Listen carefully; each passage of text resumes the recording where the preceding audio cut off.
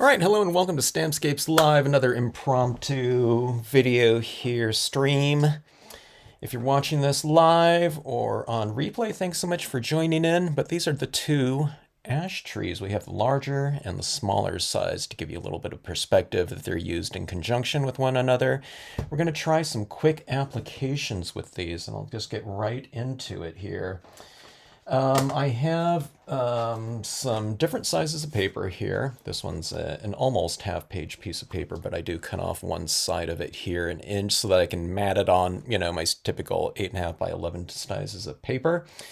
This one's a semi-gloss, and we'll see what we get through. I don't know if I'm going to make it through everything. This is a piece of quarter page. I thought it was a quarter page glossy. It looks like it's a little bit smaller than that because these ones are quarter pages right here. We have a couple different styles of the printable vinyl sticker papers, and I think that those should be kind of interesting. Hello in the UK, Wendy. Good to see you. And then we have a couple pieces of foil right here. I think these trees might look kind of interesting stamped in white on the tops of these. We'll see what they look like. I don't know. I haven't stamped on foils in white. I don't know, in white in a while, so we'll see what we get to here. But I thought we'd start off with a technique here that I really like using. Photo stamping on a photo print of some clouds here. Hope all's well out there in the UK. I just got an order from the UK that I need to send out later on after this video. So I'm playing hooky from pulling orders right now because I wanted to get to some of these trees. Hello in Florida. Good to see you, Patty. All right, so this is a mirror card. So this is a 4x6 piece of silver foil. Really easy to get anywhere in the world. Okay, hello, Linda. This is a folded piece of 4x6 right here, so 8x6, right? You just fold it in half. I use black paper just so I don't have that dark crease, but you can use white paper, but take a Sharpie marker or something like that and put a black mark right down in the crease right here where these two pieces are going to meet, just so you don't get a little bit of a, if you get a little bit of a gap in between, if it's white, it really shows up, okay? So just put that in there before you adhere these in. But see that? Isn't that cool? It's just cool as is already. So in a card, it's almost like, I was thinking these mirror reflection cards are like opening a gift, It's a card, but usually when people take out the card out of something, everything's revealed just instantly out of the envelope. But when they take out something like this, it's almost this extra kind of anticipation, like opening a gift, and then here's the reveal here. So you put whatever you want out here on the outside. If it's someone's birthday and you'd put, something out here, and then they'd open up, it says happy birthday, love, whatever, why not just put it right here, you can put it right, it doesn't have to be black either. You can stamp other things on a white piece of paper too. So anyways, that being said, let's get right into it right here. I'm going to adhere these after I do the stamping on here. All right, so my concept is just to stamp something right down here, or I can stamp out the trees right onto the top of this paper here. Here's my smaller one right here. I don't know what I'll go with. I can go with the larger one and the smaller one up here. Maybe we'll go for a little bit of extra depth. And I was thinking about going with this snowy bank here as a foundation right here. You can just leave it as is and just stamp the trees too, Free downloads of these cloud impression prints on my Flickr gallery. My Flickr address is on down at the bottom on my I'll configure this video too, and I'll put links to it. But yeah, there's a whole album of kind of desaturated cloud photos. You can take them yourself too. Take it with your own phone. If you see some interesting cloud formations outside, take it on rainy days, sunset days, stuff like that. Kind of eradicate all, things out of the photo if you want it to be real universal and to be applicable to a lot of different things. And then I desaturate it a little bit. So I cut down the contrast so that I don't have harsh contrast a lot of times in the photos, so that I can stamp different types of things over the top of it without having hard contrasts in there that might show through the different imagery, if that makes sense. Okay. All right. So let's see. Did I say hello, Linda, Candy, CM? Cold, wet, and windy. We just got a little bit colder here. We've had a pretty cold and rainy year here out in the west of the States. Record rainfall in a lot of different areas. So it's been pretty nuts. And I thought we were done with that because it started really warming up, but it got cold again here, relatively speaking, you know. We're not in, you know, out here, I'm not in, you know, whatever, Wisconsin or Maine or something like that. All right, so snowy bank right there. And again, that's just kind of a little bit of a minor reflection, so I should be able to stamp the trees right over that, no problem. And here is the reflection, so you can see where things are kind of reflected down there like that. All right, just stamping in dye-based inks, just regular dye-based inks, work fine on photo paper. Photo paper takes dye-based inks beautifully. I guess the emulsion on this type of photo paper here, it's designed for home inkjet printers, and kind of much to my surprise, I didn't know that those inks were water-based. So, you know, dye-based inks, water-based inks work just fine on here. You can stamp a StazOn or something like that on there too. I'm sure that would work just fine. But I think I do like to use some alcohol pens over the tops of my imagery just for some extra shading and whatnot. So the water-based ink works well for that. If you use a StazOn in there with, you know, your alcohol inks, it'll put that, you know, your impressions back into solution, you know, being a solvent, and then, you know, alcohol dissolves that solvent. All right, so this is the larger ash right here. I will stamp it right over here somewhere. It'll be like a waterside type of image.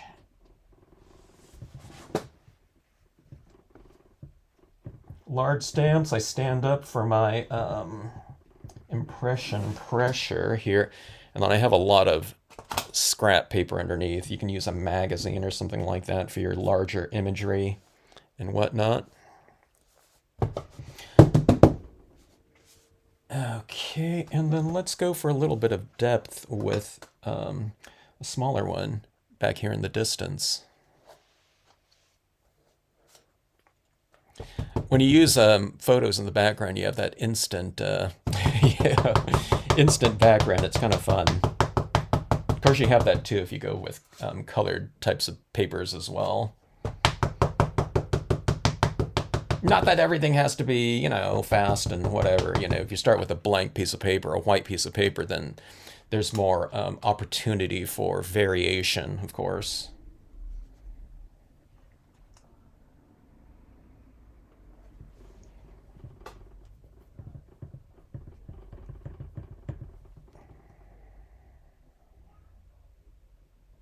Holding this down a little bit longer just for that ink to transfer. All right. Love those trees. Okay, let's see here. See what they'll look. I always get my, you know, you want to get your bearings of kind of what this is going to look like as you go along here. It'll kind of, I don't know, determine where you add certain colors and shadows and things like that. Okay, so these two are in the foreground right here. Now I'm going to stamp on my silver cardstock. Silver cardstock, you're really going to need a solvent-based ink for that. Mine happens to be the StazOn. Okay, so I'm going to use this in the foreground as well. Okay, as, you know, whatever, I guess the midground right here, and that, you know, the other ones, the background. So I'll just use portions of this foreground one for my foreground imagery. I'll go like this, and that'll kind of frame off the foreground area here. You can do other things. You can put another little bank of snow here, but then you do a little bit blocking out with some white pigment ink for that. And then, you know, put the trees on top of that. I'm not going to go through that. I want these ones to be a nice fast application here. Okay, so maybe I should wipe some of this off. I don't know if getting water-based ink in this stays on is a bad thing to do or not. Let's see if I have enough. Yeah, it looks like I have enough. Wasn't sure if I needed to re-ink my stays on pad or not.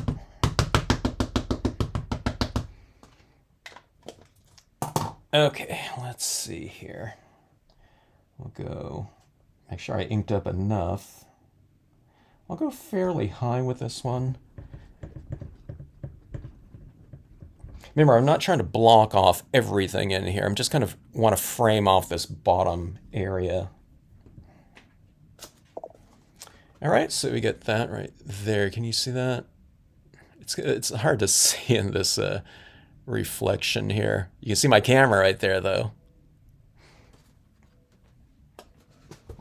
Okay, and let's see. Let's go with this again. We'll go with about 3 impressions, I'm guessing. Okay, I'll go with it down here, too. Just using that top portion of it. Remember, in scenic stamping, use bits and pieces, and it looks perfectly natural. With other types of stamping where you have like single subject matter types things, a lot of people used to using the whole image, right? So someone bought this ash from me recently. You know, they're getting into scenic stamping, but she says, "Hey, you know, I got the large one." She thought she ordered the smaller one, but she ordered the large one. And she says, "Hey, I do cards, so I don't know if that will fit on anything that I'm going to be doing." But I said, "Well, hey, I mean, she can exchange it if she wants to, but I said, you use portions of things in landscape stamping as, one method of possibility right there." All right, so I left a little bit of an angle to enter the scene from, but these will be like the trees here in the foreground. And let's see what it looks like in context here.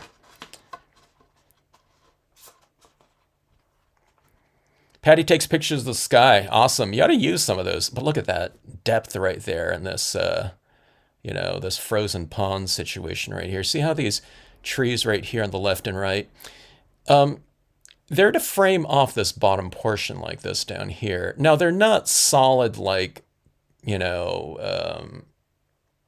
evergreen trees, just something like that, pines, where I block off this. But see here's what I'm trying to do with these foreground images as well. See, where this line comes down and meets this angled portion of the, the silver cardstock, you can see this area right here, that little shard of, where this is not being reflected down here, right? So I'm kind of obscuring these little 2 shards on each side, when you're looking at it at 45 degree a little bit. So this obscures it a little bit, okay? And I think that just looks better, in this type of formatting here, but yeah. Okay, so let's go in and let's embellish this a little bit, okay? But I love I don't know, I like the look. I hope you guys like the look there in the mirror card formatting. Even this looks, this looks pretty interesting too. You can just have a card like that, but on that it's extra dynamic. I think. I don't know. I don't do mirror cards all the time, but when I put these things in a mirror card, reflection card format, I don't know. It is pretty fun, and plus it's like a little bit of extra entertainment for the recipient of your cards too. Let's see. Did I say hello to Bugs? Hello, Rhonda. All right, let's see here. Let's go with the. I'm going to add this skier and dog. I haven't had this image in a scene yet. All right, let me see where this one is going to. I'm going to see if this is going to reflect down there or not. I'm not sure. Yeah, they'll probably reflect down there a little bit.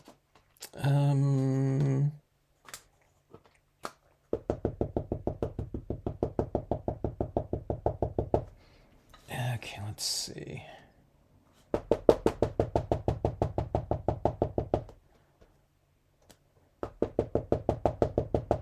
I haven't used this stamp before, so you're watching the very first usage of me using skier and dog here. It's the first time the stamp designer has used that design. I do impression tests with like larger imagery. The smaller ones really don't need it unless I'm just checking for detailing or something like that. All right, so there's our little guy trudging, two friends going through the snow, having some fun on their winter kind of outing. The dog loves walking, going out, of course. All right, let's see there. So it kind of reinforces this idea of this mirrored type of format here too, when you have kind of a focal point like that reflecting down here. And I like that it's not see, this is it's a little bit clear here, but then as you move away from, you know, this distance between here gets farther away, so it gets a little bit more obscure and looks more like a, reflected area, I think. So, hello, Karen. Good to see you. All right, let's see. Let's see if we can add in some extra tones into this. So the colors of this scene are that grayish kind of bluish tone, whatever. So I am going to grab some of those colors that look to me like it would be similar to that. Okay, so here's some alcohol pens. See that right there? And, they're kind of like that color. Not really the bluish one, but I know that these inks are going to mix on here and blend. That one sure looks like it, though, huh? So anyways, you get all your pen sets. This is a cheap pen set right here. A lot of cheap pen sets have a lot of those different types of, colors and values and everything like that you can use in your scenes. All right. So again, remember this is alcohol ink, and I'm applying it over water-based impressions, so it shouldn't smear unless your ink is still a little bit, damp and moist on there. Okay, so just be mindful of that. Like I can see a little bit of beads of black ink here that haven't dried, so I'm going to be careful not to just do this right here across there. Okay. I'll add a little bit of shadow work with this. It's just, this is a very, very light value right here, and I'll get increasingly darker, okay, so you can see it. But I start off with my lighter ones just because it's, when you start off with something that's just a little bit darker than this, the foundation right there, you can keep building, get darker and darker and darker. So I go through the light tones and I work to darker, and then I go back with the light ones, when I'm doing alcohol pens. For me, it's just less precarious that way because, if you can barely see kind of what you're adding down there, it's not a big commitment to that color scheme or whatever application. So it's one of those things, you just kind of bring it into focus just little by little, and then, you have a lot more control over it than going on here with something that's so dark in contrast that, it makes a big mark and it becomes kind of more precarious exercise. And plus, getting this kind of layer down with this first color of ink kind of sets a foundation, and then you can blend into it with your whatever, incrementally darker colors or similar colors. Okay, so that was a little bit of that. This is like a light gray here. Okay, if you can't see any difference at all, then then go darker. Grab your next darker pen.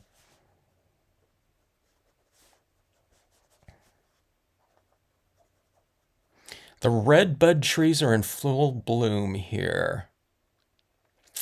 I'm wearing Benadryl earrings. What does that mean? I'm going to look up red bud trees though, Candy. I want to see that. I've never heard of that type of tree.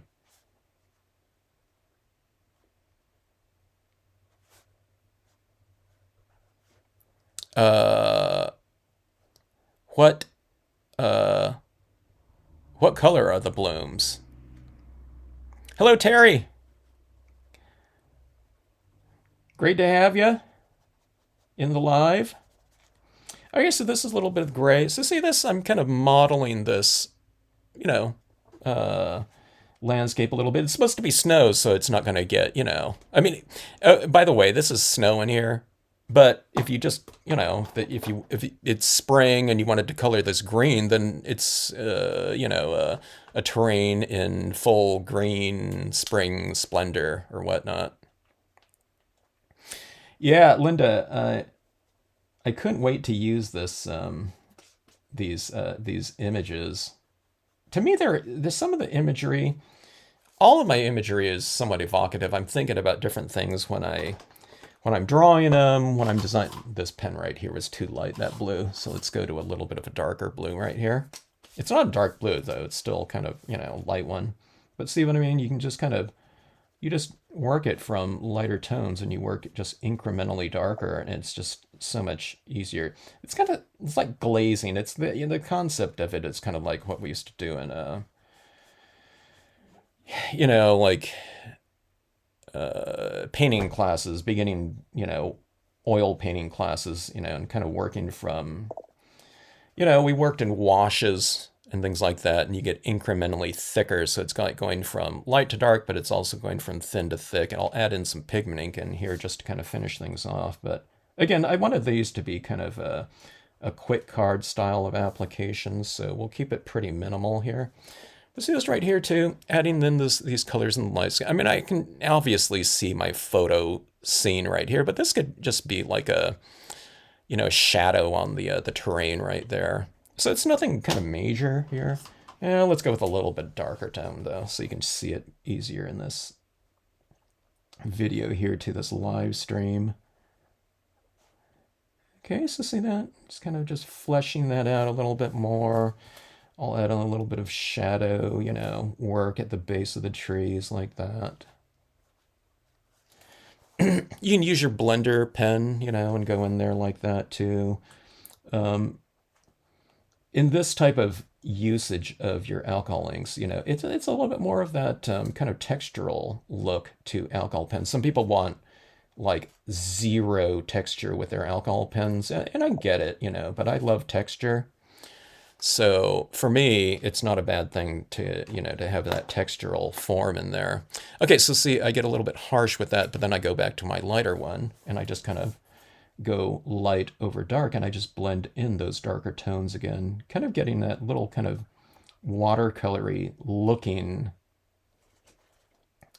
texture in my alcohol ink applications here. So you can kind of remove with this too. It really moves the ink around a lot like that. Okay. All right, and that is that for there. Let's take a look and see if, kind of our little color additions like that read down in the snow. I think it does pretty good like that. You can see those bluish, purplish tones down here now like that.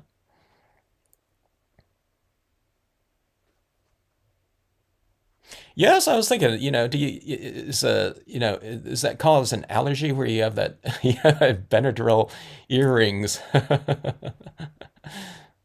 Pink, you posted a picture of your yard. I'll check it out. Like, what was that? What was that? Red bud trees. Okay. All right. Okay, so that is that with the coloring. Let's add in some additional. Actually, let's go with the 3mm paint pen right here, white paint pen. That looks pretty good as a scene too, just as is, huh? You can frame that off. I mean, how easy is that?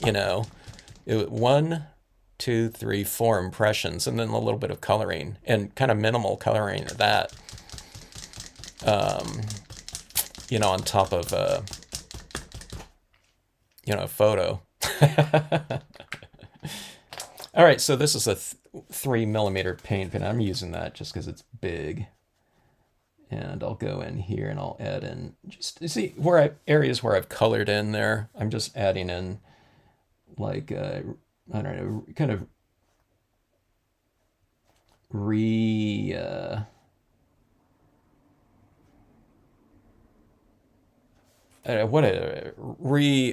defining, okay, some of these rock forms that I colored over, okay? I just color over the entire background. I don't try to avoid certain things because I can just go back in with this white pen and it looks more dimensional anyways, having that little bit of shading behind it, but then you reveal, the rock, the snow-covered rock again with this, and it looks, like I said, it looks a little bit more dimensional anyways, as a result of, not being super careful and working around things. You just go back in and add these types of things back in here as kind of more dimensional looking embellishments.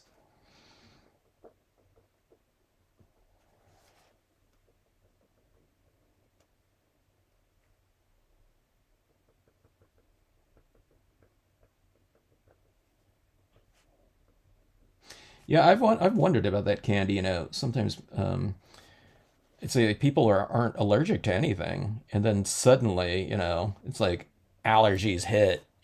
Sometimes I've wondered if there's something in something, or people are getting more kind of allergy types of symptoms these days with certain things. Okay, so I've added a little shimmer to this with a few little dots on my snow because that's the way it would be on nature, whatever. In your crafting room, you see kind of little shimmery light, if anything's kind of reflecting, like the edges of my acrylic card or this right here that's shimmering with, light right here, right? So that's what you're doing with, these types of pens like this. I'll put a little bit of shimmer in this little, creek side area right here too. And let's see if we can see things again here. All right, so see that right there?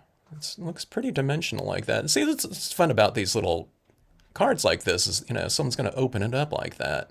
And there's a little bit of that movement down here. So it's like, what is this that they sent me this time, Oh, here it is like this. And people aren't going to go like this. I don't think. Wait a minute, what's going on? What is this? You know what I mean? They're going to know to look at it like this, in this reflected type of thing. I sent a couple cards away to people that aren't stampers at all. Because sometimes someone wondered, hey, well, how are they going to know to look at it like this? That was, one of the questions. I thought, oh, I don't know, that's valid, but people knew what to do. All right, so let's see. I was going to stamp something out here. I have like winter right here. Maybe I won't do it. Just finish this card off right here. That Stays on ink was plenty dry on this lower portion right here. Okay, here we go. Anyways, I hope you like this card right here. I think this was, pretty fun. It's, it's kind of a, minimal card. I think it's a quick card. I spent, the longest time I spent was doing that alcohol ink on there.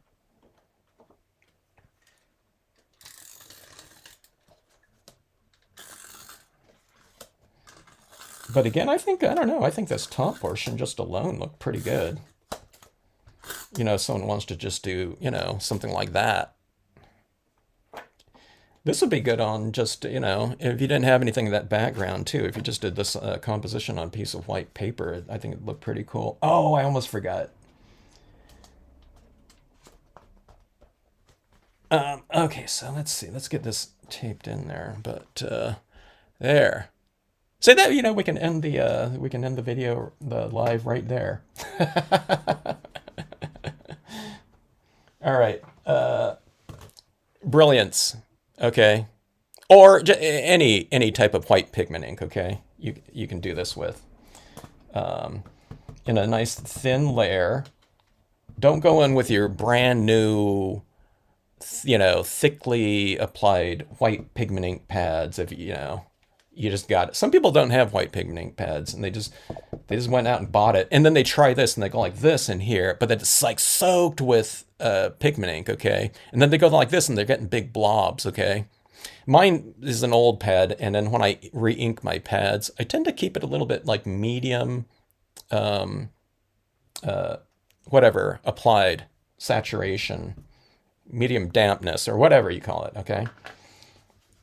And then when you're applying this down here, you're doing it more in the sensibility of like adding like a powder to your scene or whatnot, or to your imagery, okay? So keep that in mind. So when you start doing this, maybe blot it off first if you need to. I don't need to because I know my pad's kind of drier. And then what you do is you just lightly dab this. Now, where people kind of get really, if they do this for the first time, they go like this and they go, I can't see anything. And then they go like this and they go directly on there and they get a blob and they think, oh my God, that's so hard to do. But see here I'm doing is I'm just applying this. You see that tree where it's getting a little bit lighter? I might have tapped it like 15 times. It just takes a few seconds, okay? And don't expedite, you know what I mean? Just keep it nice and slow. But see, this is like this mist of like fog or something like that. Like it's hovering over the ground, and then it changes your impression from sharp to kind of a little bit diffused. So it varies that. So you get one impression like that, just stamped in black, and then suddenly it looks much more dimensional, just with a little bit of pigment ink over the top of it. Let's do the same thing right here.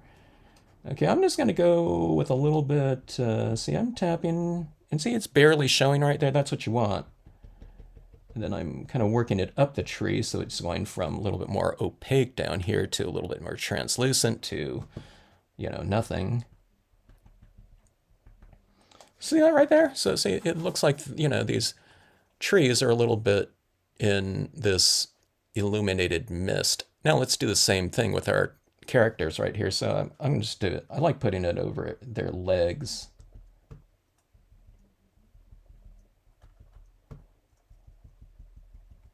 So see, like that, you add in this element of kind of softness into your scene. It's subtle, but I think it's really effective because when you add in that little bit like that, in this case, it looks like a soft light over things, where otherwise everything was fairly crisp. So from the the range of the textural range of your pieces, suddenly you have like everything's crisp right here, right on this range. But now you've extended it way over here with minimal effort, and you have soft, to sharp like that, all within this little piece. And it took, it takes like 15 seconds to do. Where, the range was like all over here. So, you're kind of expanding on, all these different things just with very little to do. All right, so there's your mirror card. Reflection card, I should say. And this is what people will open it up, like that. So whatever, it's going to say like, it could be a Christmas card even, you have Christmas, Merry Christmas. Like I said, it doesn't have to be black right here. I just do that because I have a bunch of black cardstock and whatever. And, see, you can see that little dark space in between this card and this one. So if it's black, it doesn't really show up. But if it's white, it really shows up quite distinctly because the silver, we think of silver as being kind of a lighter tone, but it's reflective of whatever's, showing in there. So you don't want that little white area in there. And like I said, if you're using a white cardstock because you want to stamp something on the outside here and have it show up more, then just put a little crease of, black pen in there before you adhere these two pieces like that. All right, first card done like that. Well, I really like that look there.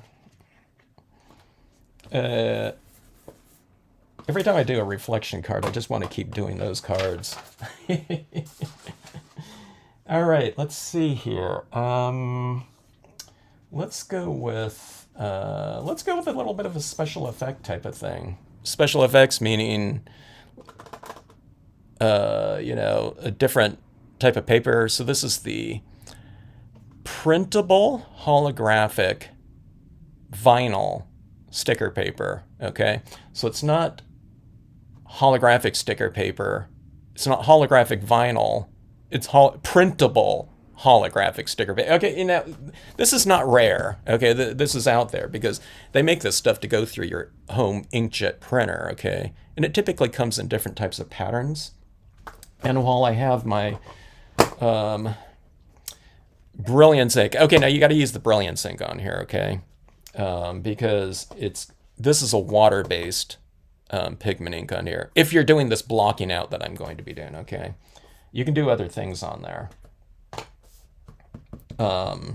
You can run it through a printer, all right? But you can't print like white ink in there, I don't think, you know. I don't think home inkjet printers have the white, you know, like a white ink in there. But okay, let's see. Let's think of a composition right here. I can go vertical. Let's go horizontal like this and get those two trees in here again. All right. On this one here, I can almost stamp them in white too, huh? Huh. Maybe we'll try it a couple different ways on this one. Oh, maybe I should put a moon in here. You know, the moon kind of in the background and we'll figure it out. Okay, let's see. Crabapple. I don't think I've seen a crabapple tree. Of course, I've heard of them, of course. Let's see here. I'm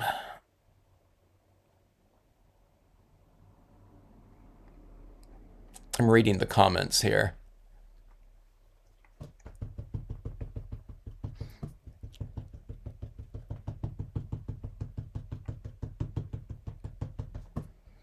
Okay, so this is doing what I call blocking out, if you don't know. Okay, now the Brilliance ink on printable vinyl, this is, you know, that's a pretty decent application of that. This is like, you know, pretty much dry, you know, instantly. It's awesome. Okay, now the one thing good about the Brilliance ink as opposed to like a the StazOn white, you know, pigment ink, the StazOn, when I ink this up like this, by the time I get over here, it's dry on the applicator already, okay? This dries on here, but it dries fast enough where after you apply it, it's pretty, you know, set and dry, but it's not so dry that you can't apply it, all right? All right, let's go with the band. Okay, so this is going to represent some snowy, like a snowy floor. Let's put in some clouds up top there too, I think. So let's add this in here and see what this looks like. Okay. Now you can use the torn paper towel technique, you know, to create some clouds up here too. But I think I'm going to use the cloud cumulus in a color up top. To get a little bit of extra texturing in here. And then we'll just have this band of kind of a Milky Way in here. Okay, I won't use the moon in this one. I'll use it in another one here.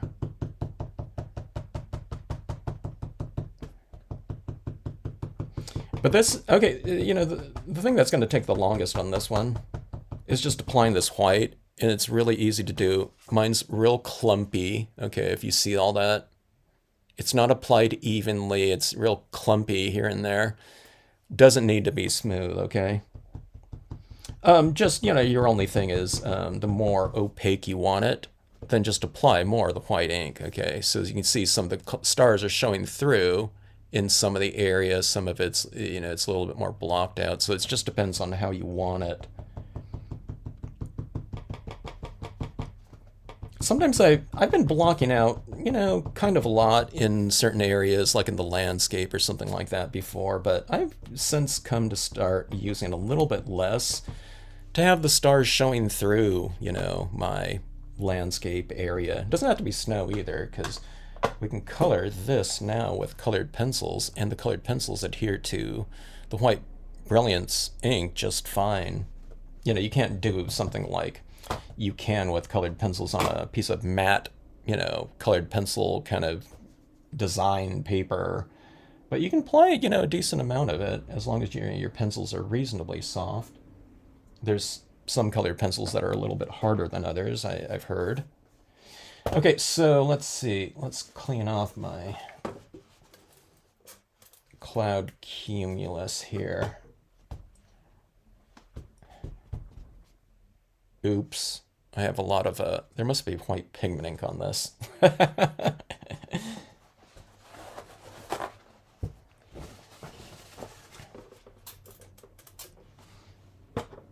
Okay, I used a green on this cloud. I think it was was it yesterday? God. Yesterday seems like a week ago to me. In that Northern Lights scene that I did with the lighthouse. All right.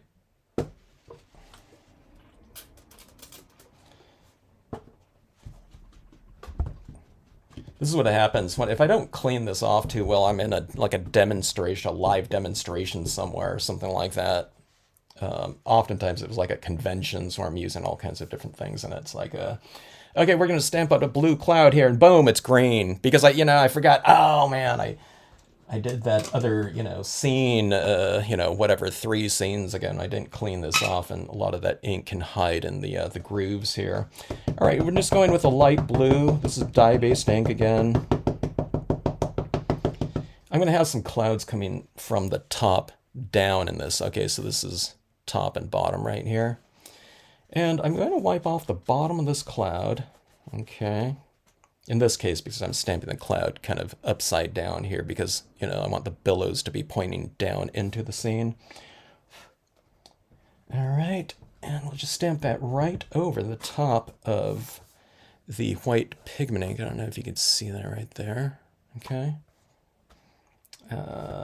Maybe I should go with a little bit darker. Yeah, I guess that looks okay. I think my pad here is starting to disintegrate. My salvia blue. It's either maybe I have a lot of, maybe it's a lot of the bits of paper towel on there that I just cleaned off with.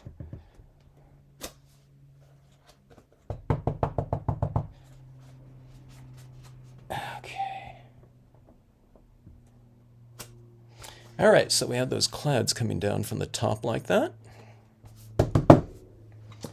And let's go with, I'm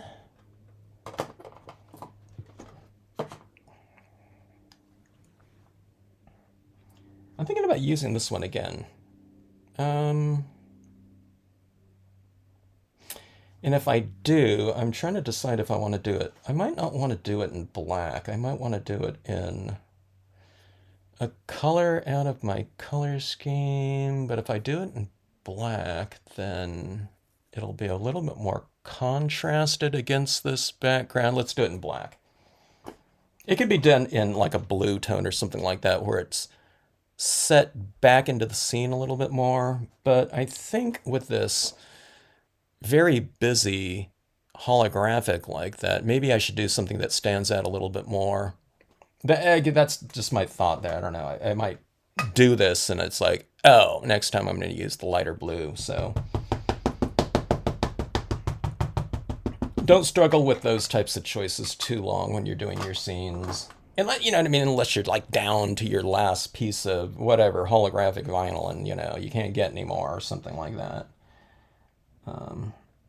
Because you can always kind of, you tweak it, you alter it, with whatever, future scenes that you do.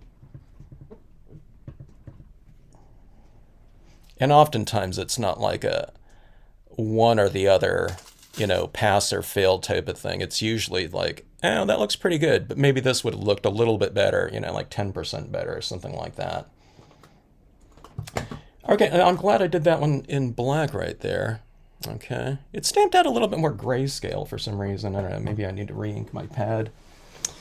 And then, okay, let's go in with the, let's add the trees in there again. Let's go with this. Let's flank this one. And then let's maybe have another tree in the background right there. Or maybe let's go a little bit more over here, like that. I'll have this one kind of like this right here because it's not a mirror. This would look cool in a mirror card situation too, when you have that vinyl like that. Reflecting down there like that. You get those little twinkly trees right down here in the, that mirrored area like that. It's kind of cool. And plus, this holographic vinyl is kind of in motion like that. So it adds additional movement to, you know, your pieces. All right, so let's see here. I think, I'm going to add a little bit more black to this, or ink.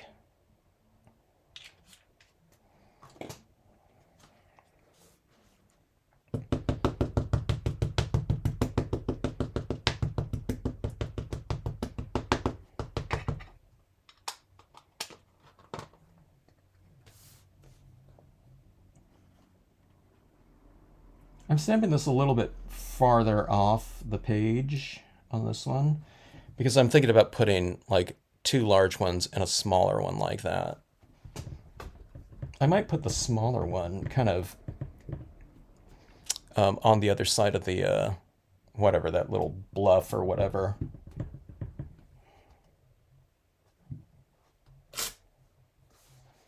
Okay, like that. It stamped out kind of light, didn't it? Huh.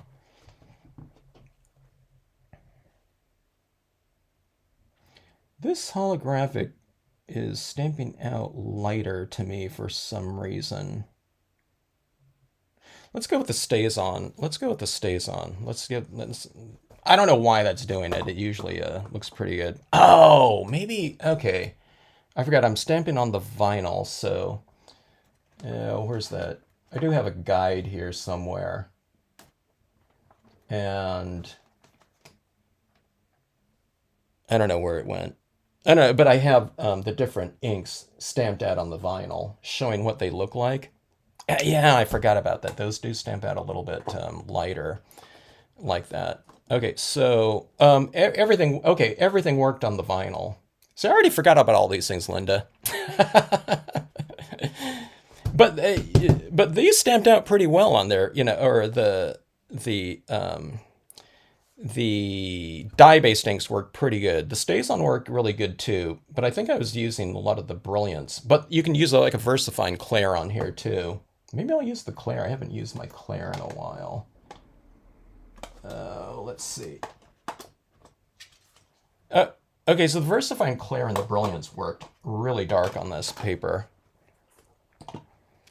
Let me go with the Brilliance here just because it's going to dry faster though. But the Brilliance, I mean the VersaFine Clair is a oil-based pigment ink, which did dry on the printable vinyl. Okay, so let me go with the Brilliance right here. Okay, so I'll show you what I'll do here. So this stamp right here, it's stamped out a lot lighter, so it's going to represent something farther back in the distance. So I'm going to stamp a darker one right here in the foreground, so it'll go from dark to light in the background.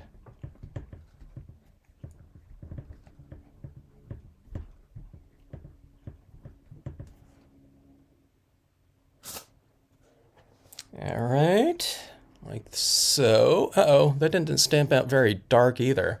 Let's go with the Clair. What? This one's a fail here. I don't know why this one's not really stamping out really well. Let's give this a try here. This is the first time on the printable vinyl. It looks kind of anemic for some reason. Let's see how this goes. Okay, let's go with the Clair. I was going to say, I didn't spray seal this with something, did I? Huh. All right. Testing out. Let's see how this one goes here.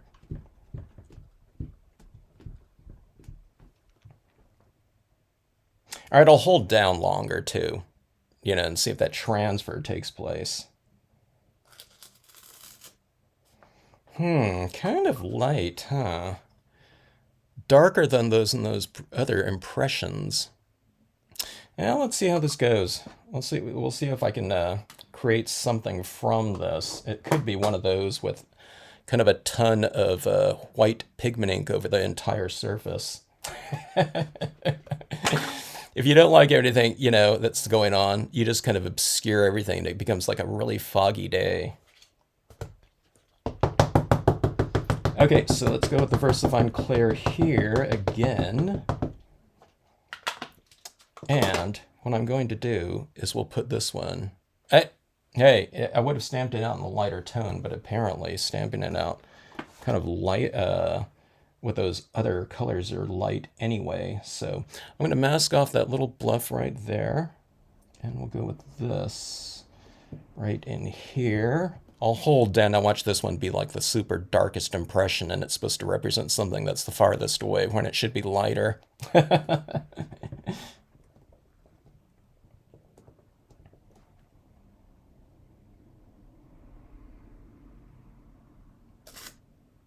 All right, so there we go, like that.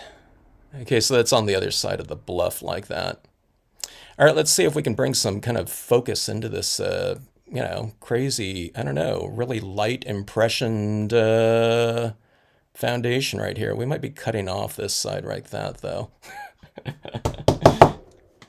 All right, let's see here, too. Let me see if I have room for this little guy.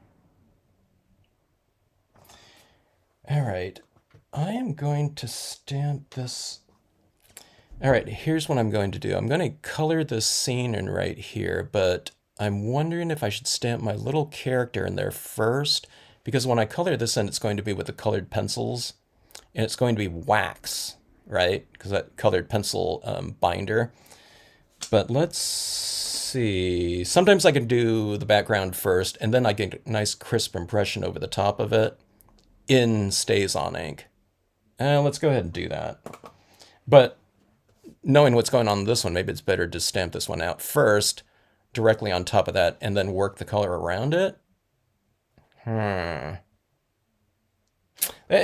let's do this. Let's just stamp this character out right now. Maybe I was thinking maybe I should stamp on as little kind of media as possible. So that's what he looks like on a piece of paper like that. Let's see what this looks like. Let's see if I can get a darker impression here.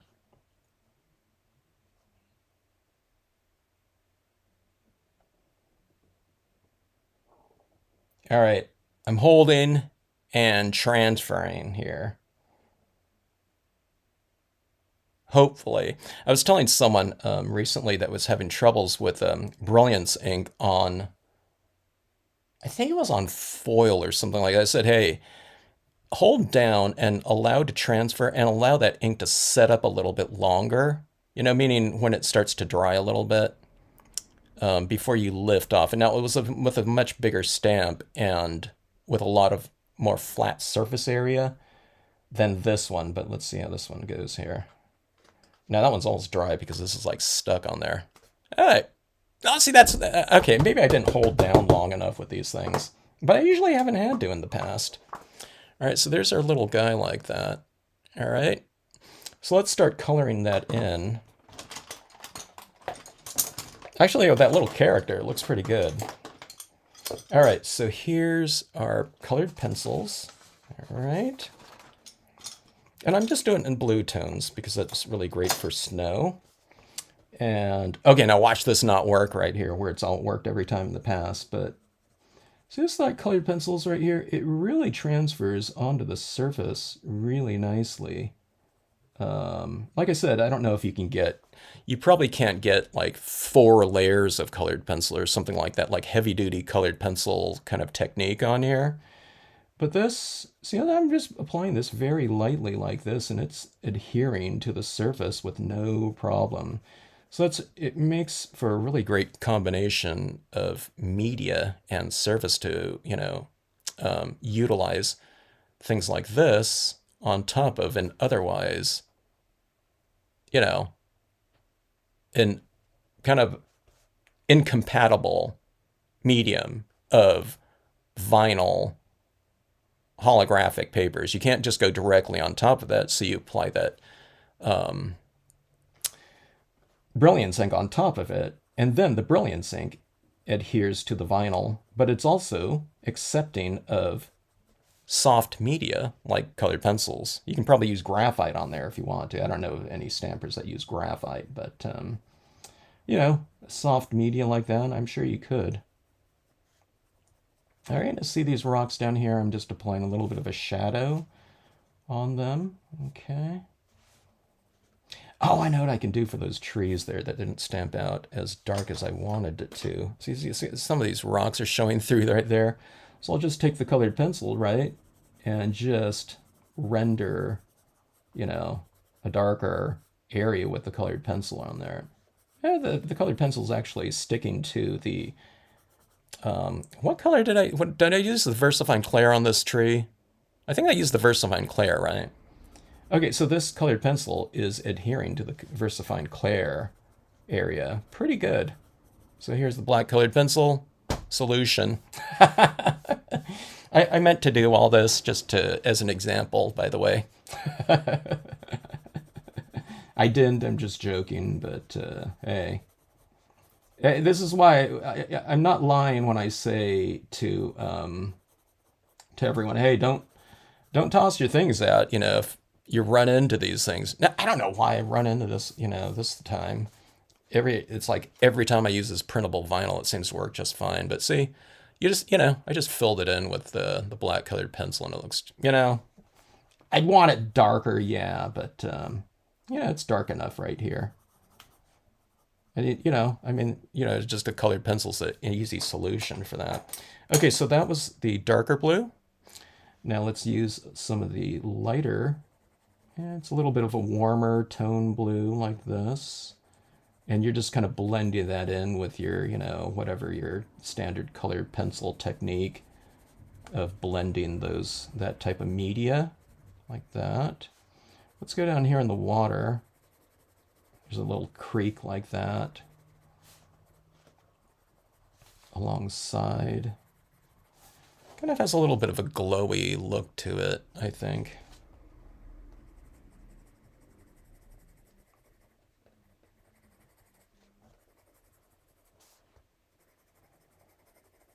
What color should that little jacket be on that, on this little character, do you think? Should it be like a little red jacket or something like that? To stand out in the snow a little bit more. I don't know. We'll take a survey here, and someone don't say like glitter gold or something like that, because I'm not gonna have a pen for that. But I'm open here. Could be pink too. I don't know. Whatever. All right, so there that is like that. Okay, we're leaving it kind of bare, you know what I mean? Like, we did right here with the, the alcohol inks in here. Kind of minimal. This one's just done with the colored pencil. Yes, Karen, the ash trees are from the new collection. Here it is in the, if anyone just joined in here, they are in the mirror card reflection card format. Let's see. India ink pit pens. Oh, yeah, that would be good too. Okay, let's see. Red.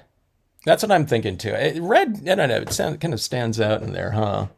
Okay, so here's what I'm going to do with red. I have a couple different versions of it to get a little bit of variation in there. Let's see, let's go with a little bit of this darker one too. So kind of a little bit of a range, and I'm just going from light to dark like that, okay?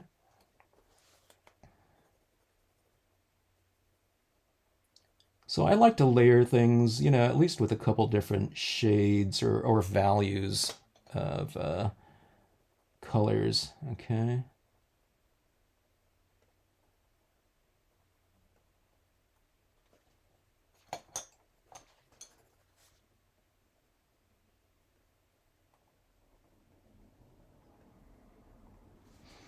There. Now, okay, there was just a little bit of a hint of tone. I'll add in some like red highlights in there too. Yeah, let's put little red boots down there too. Like that. And let's put a little bit of a shadow reflection. You know what I mean? Like some things might be kind of reflecting, like white reflective areas might be reflecting a little bit of that color. So I put a little bit of red right down there. It's very subtle, I don't know. But I don't know. Someone might be able to catch on with that. Now, I'm looking at this scene right now. It's very stark, cool tones in here. Let's add a little bit. This is a little bit of a um, like a beige color, light flesh. That's what it says. So I'm adding just a tinge of warmth into this snow, okay?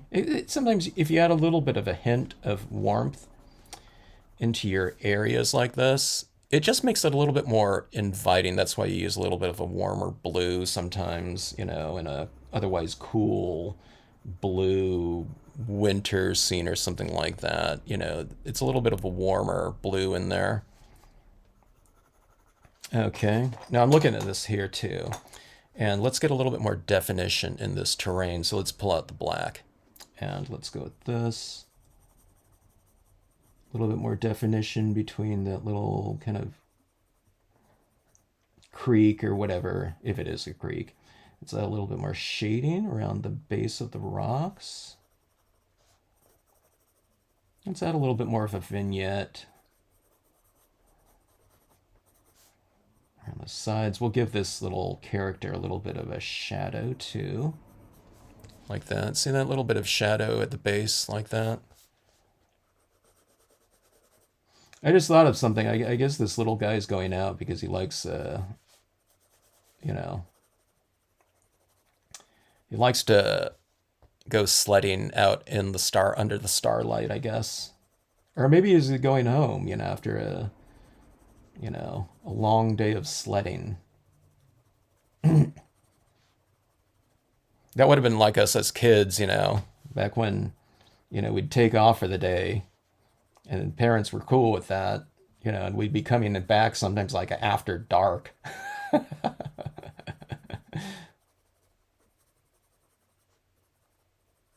At a pretty young age too, I don't know if we did it. Sometimes it might have been like elementary school. These days, I don't know if that would ever happen.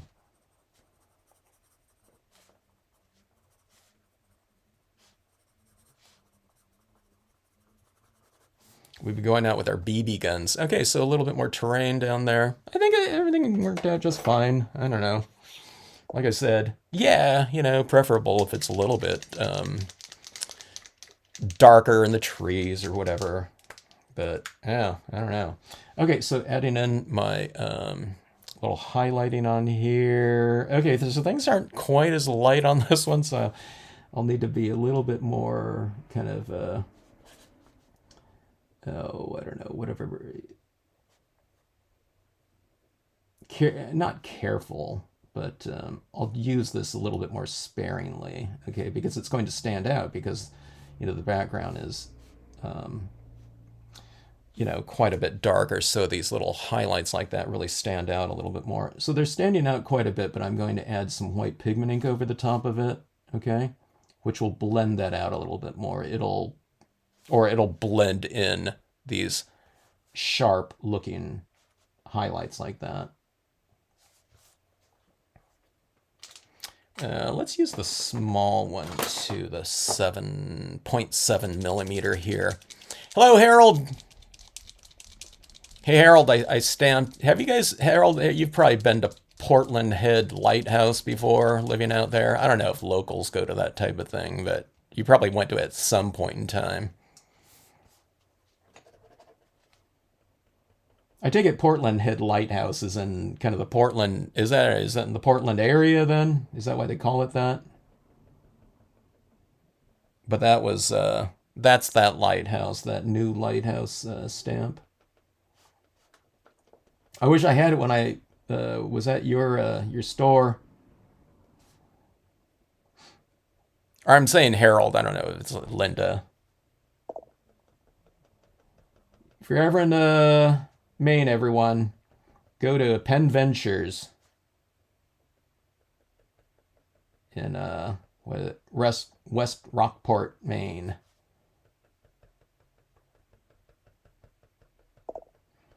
Then if you're not from that area, go out and visit Acadia National Park. One of the most memorable trips of my stamping life.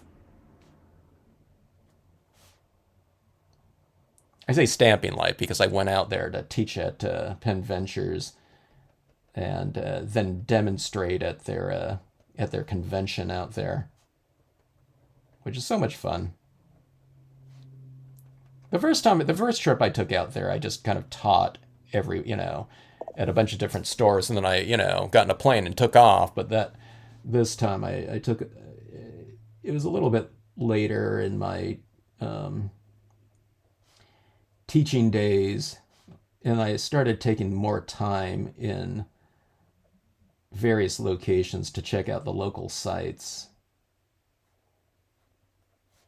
So I hiked in Acadia for several days back in the day when you can go there during the midweek in full color and kind of feel like you had the entire state, national park to yourself. Okay, I'm adding in like those right in the those notches within the tree. I'm adding in some snow on those branches like that. See that right there? So that's kind of bringing out those trees out from the background as well. Let's do that on the other side as well. Now, as I'm going into that, I'm picking up some of that little pigment ink. So you have to kind of scribble this off, occasionally, because you have pigment ink going up into the tip right here. And that white pigment ink in the background is water-based, and this is water-based too. So these pens, I just gave the recommendation to someone for acrylic paint pens, and I said they never clog, and they don't really clog on their own, but if you're going over area where you can pick up some of that ink that's already laid down, or if I'm going over colored pencils or something like that, you might pick up a little bit of that, and it goes into the tip right there, but you just kind of scribble it off, and it'll come out of there. Okay.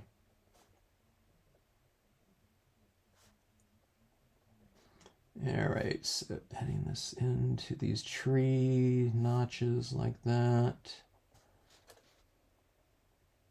As I do this scene is looking more three-dimensional to me as I go.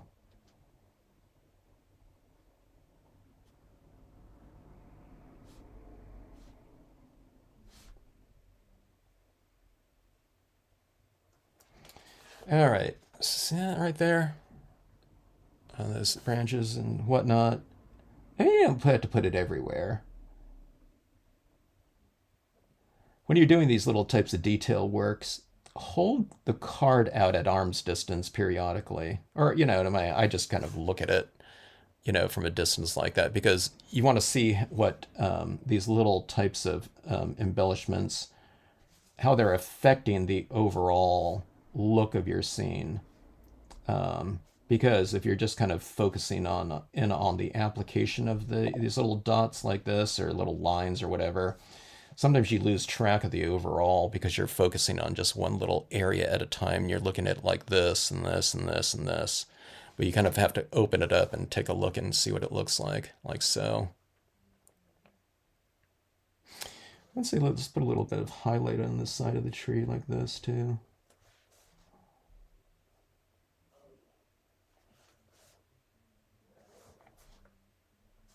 Yeah, there. Okay, so here comes the white pigment ink here to just kind of blend everything out. Oh, let me see. Let's go with a little bit of this red on here. Let's see if we can embellish that jacket just a touch more. Yeah, okay, with a little bit of kind of brighter red.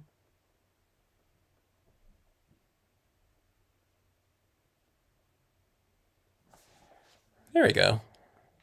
It's not like a lighter red, but it's a little bit brighter. Let's see, let's go with a lighter version of red is like pink, if you add white to it. So let me add the pink. I'm not making a pink jacket. I'm just adding this like as a little bit of a highlighting color on here. Like about like that.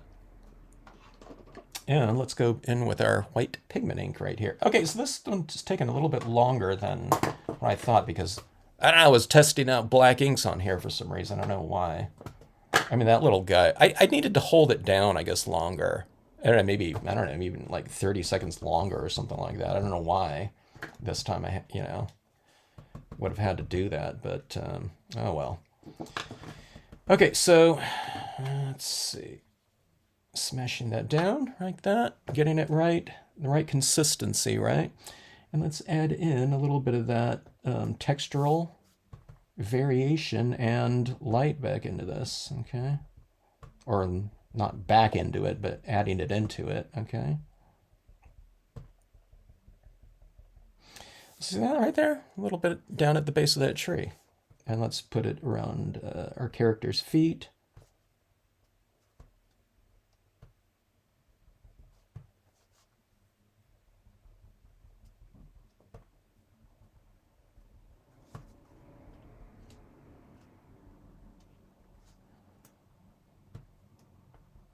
Let's add a little bit down here into the terrain as well.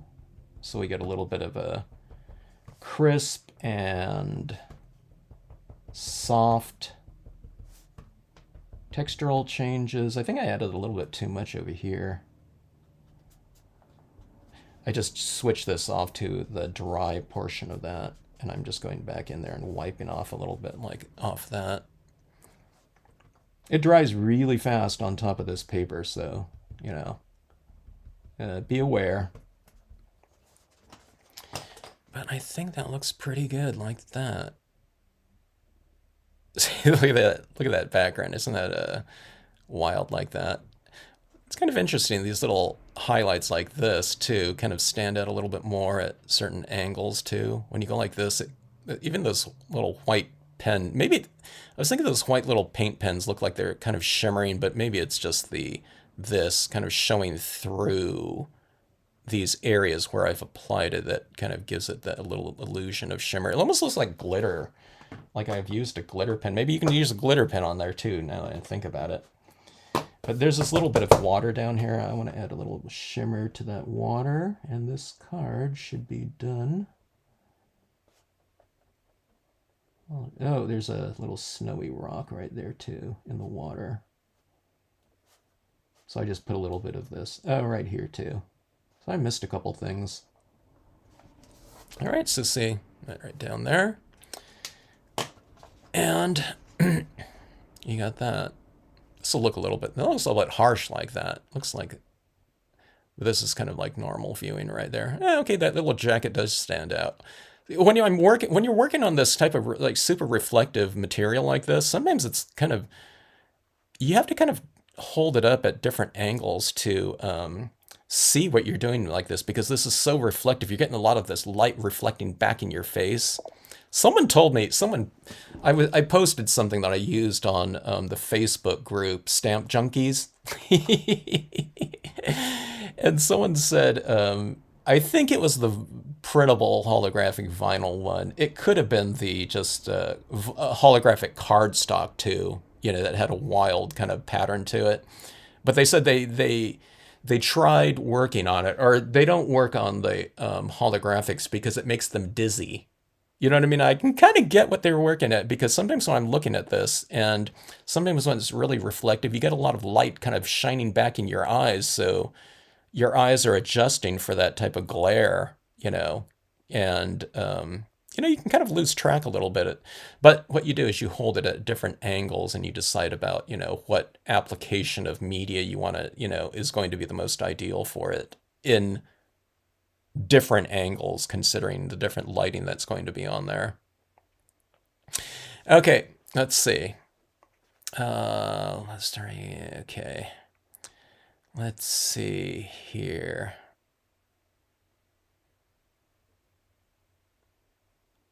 Oh, one of the customers came to your classes a week early and thought she had missed the classes. Well, when did she find out she didn't miss the classes? All right. So, anyways, okay. So that's card number 2 there, with the ash trees like that. Okay.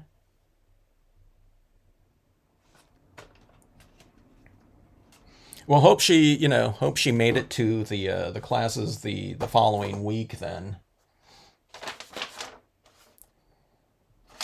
But yeah, you know, that's the effect of classes. If people don't get them, man, they start crying. I'm joking, folks. Okay. All right, let's see here. Let's move on to our next paper. I'm almost wanting to do another, the vinyl, printable vinyl. It's like, what happened to those impressions on that last one? It's weird.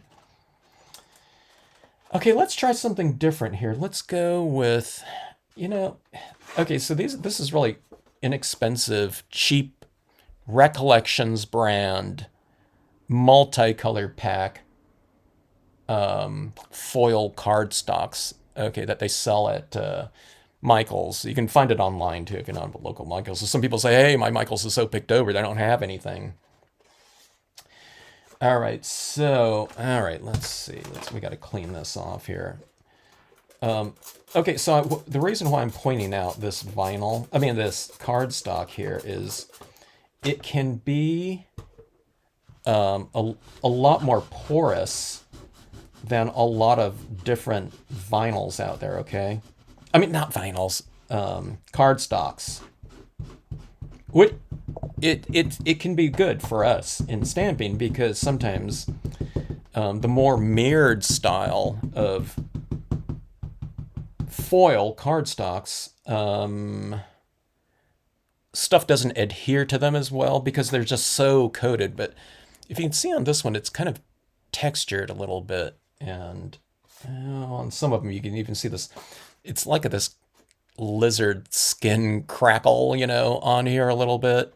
I don't know what this is on. It's like on like paper bag stock. That's what makes it so cheap, though. It's like I was buying it for a long time. It's like $3.33 for a 25 full size sheet pack. Okay, now it might be like $4.50 an hour. I don't know. It went up in price, but I always thought even at like or maybe it was $6, and I was buying. It was always like buy one get one free, or there was always a sale on it. But okay, but what I'm getting at too is this. It can really take a lot of different media a lot easier than the other types of foils. But the other foils are really cool too because they're so reflective, like the silver one that I used, down here. Okay. All right, so let's try something on this. This is going to be experiments. So I don't know if it's going to work or not. Okay. But we keep it real here. You're not seeing these you know what I mean? Whatever. Preconceived cards, which would really be better for, like live videos probably. I'm just lazy to do that. But I'm going to put a moon in the background on this one. And then we'll see, if these trees stamp over the top of it. Okay, so if I block out some areas in white pigment ink, okay, and then I stamp over them in whatever, StazOn or something like that, what I want is that ink to transfer on there as opposed to just stamping down here like this. And what you're doing is you're just removing the ink that you've already applied that isn't adhered to it, before you spray seal it. So let's just see if this works or not. In theory, I think it'd be pretty cool though. All right, so let's see. My moon is going to be roughly right here, or I can center it or something like that. Let's put it. Let's go rule of thirds and kind of put it in this direction right here. Okay. Okay, now this one right here, this paper right here, this bluish, it's almost purplish tone, came in the jewel toned pack. Okay, I think that's what it's called, jewel toned. And then there's another multicolored pack that's called primary. And I think those are the two multicolored packs. I don't know if there was other ones as well.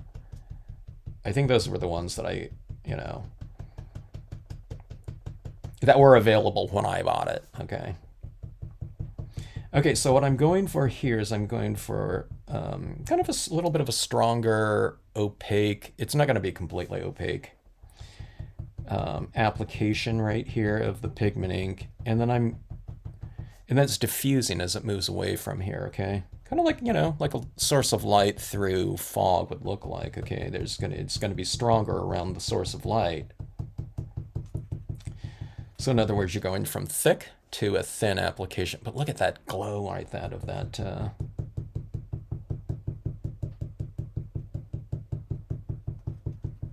foil.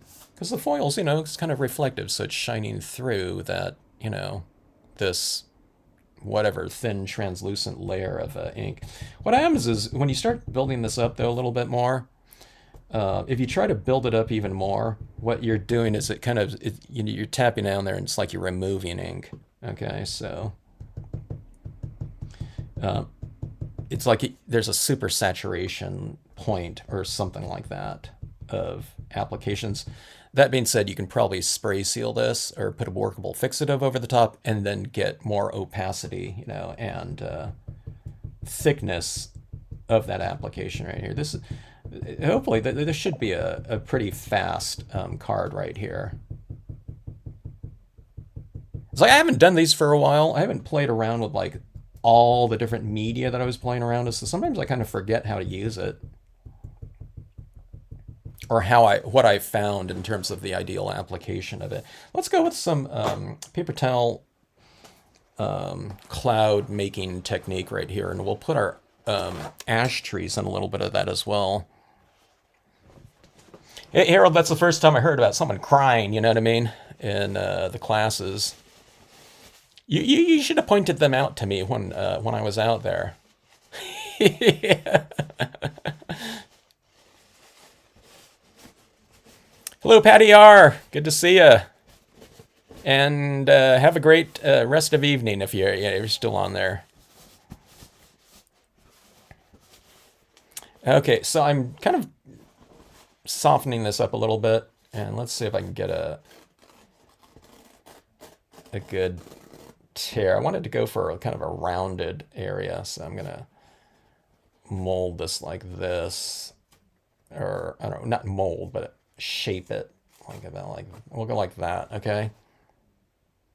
And there's our cloud. Okay, so we're gonna go like this, and you're going to add in tone like that. Okay, kind of half on, half off the. There's a little shard right there. Let me get that off.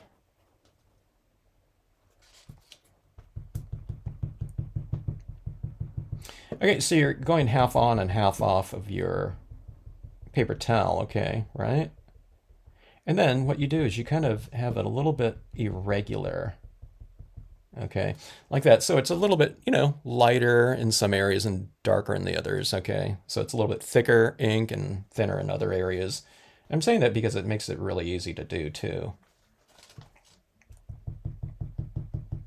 In other words, you don't have to get like perfectly smooth transitions or anything like that. I think the clouds look even better if it's a little bit kind of varied in terms of your application of this thick pigment ink, right? So like that, you know what I mean? See that variation right there, you know what I mean? And right here looks pretty good. You can add it, you can freehand it into. So after I do that, what I do is I usually go with some additional ink on here. Let me see, my cotton ball's getting really frayed, and I'm going to go like this and smash that down and get it nice and flat again, something like that. And then what you do is you freehand this in and you go a little bit above your masked area, and it becomes more of a softer looking cloud edge, okay? With some of that translucency. Now don't add a big blob of it like that. Still have that edge there, but see how it's glowing like that now?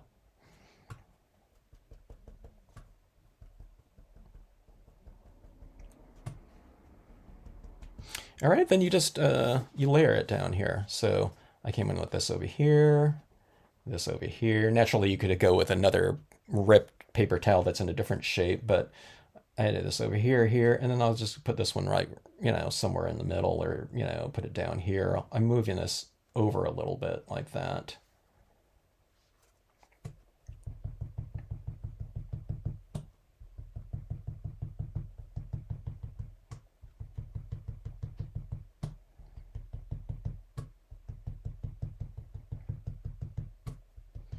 What Harold's not, or what Harold or Linda's not saying is, after the person took the class two, they were crying because of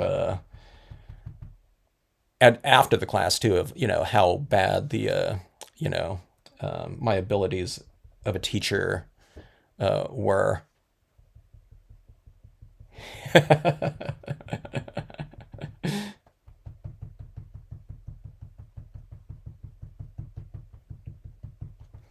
Okay, so see, like that. So we got additional clouds down here like that. I mean, it looks awkward, so you just go in here and kind of fill this in like so.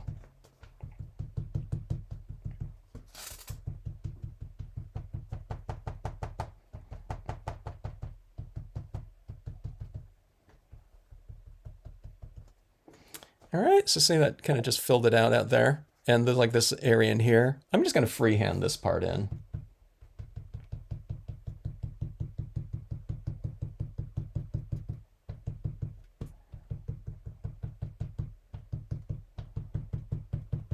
Now, if you don't have a moon to stamp in here, you can just do one of those things where like a 1-inch hole punch or something like that, punch it into something like that, put it over there and really kind of define that moon like that, with a hole punch, kind of a whatever stencil that you make yourself. But see this right here, I think these clouds, you can get really good kind of organic looking, shapes like this into your clouds just by ripping your own paper towels. You know what I mean? It's you kind of have to you got to do a new paper towel like every time because after a while, what happens is this starts getting soaked through right here with the pigment ink, and it starts bleeding through, and you start picking up some of that patterning. I mean, if that happens, you just kind of blend it out. But you know what I mean? I think it looks pretty good as cloud formations like that. Okay, so let's see. Let's get this moon stamped in here. I'm going to use the Brilliance Black. Let's see. Now I'm kind of wondering. It's like everything usually works just fine until that last piece, but we made do, and I think this card came out just fine. But I was like, what in the world is going on here? Okay, so this is the Eerie Moon. Not that I want to look at, make it look eerie, just the name of it. I'm going to wipe off the transition zones right here, which is the perimeter of the stamp. And let's see how that's, let me see, should I stamp it this way? Yeah, this way is going to cover more ground because it's over, again, it's like 3/4 or whatever, rule of thirds type of thing, third over. All right, well, let's see if this transfers over. It's not going to be like a super like stark impression on there. It's just getting a little bit of texturing from this, and hopefully around in this area it's going to be light enough. I might have to add in some additional white paint pen, in order to find this moon in here, okay? Because again, we're stamping it over this really dark blue foil, and this pigment ink, even when you apply it down there, it's not a real opaque white. It's more translucent where you get that color showing through it, which is good in some ways because you blend in the background really well with these inks because it shows through. But on the other hand, so once in a while I do want some pigment inks. I wish there was a white pigment ink that was more opaque and lighter.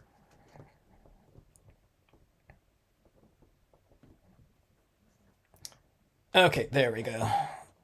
Yeah, it's real subtle like that. Actually, it looks kind of interesting like that, doesn't it? But you see where I've kind of wiped off the perimeter like that, where it just diffuses into that background like so. That looks kind of interesting as is, even without the trees, but this video is about the trees, so. Let's go with something like this, and let's stamp it out. And That stamped out just fine on top of the white, so I don't see why this shouldn't, but hey, anything's possible after that last, the printable vinyl. The printable vinyl, usually takes everything really, instantly.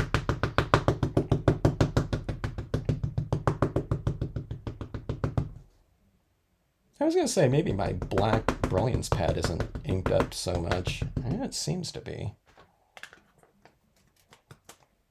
Okay, now this is going to have to be spray sealed, okay? Because this is on, foil cardstock, okay?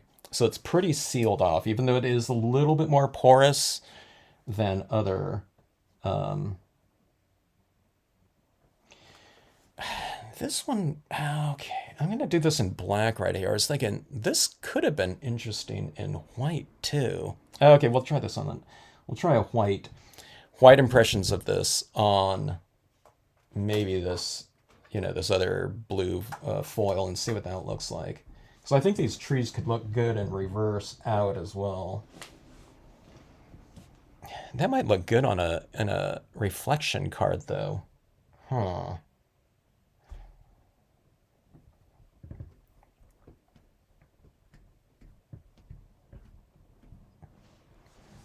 All right, to give ourselves the best chance of a strongest impression, let's hold this down a little bit longer again. Let's see. I watch, there's a bunch of live stream video channels on YouTube of all over the place, but there's several in Maine, and I click on those once in a while. Oh, that came out awesome. Look how nice and stark that is. Okay, so you just need to hold it down longer, I guess.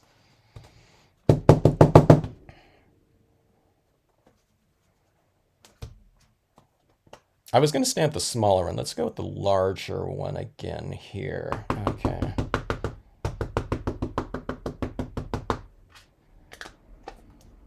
Okay, I just inked up the wrong side. I was looking at this, I inked up mostly this side. I need to ink up this side.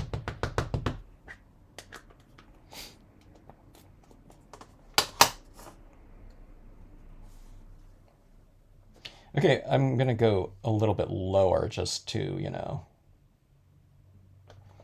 bring variation to, the same, the same image, just so it doesn't look like the same one so distinctly.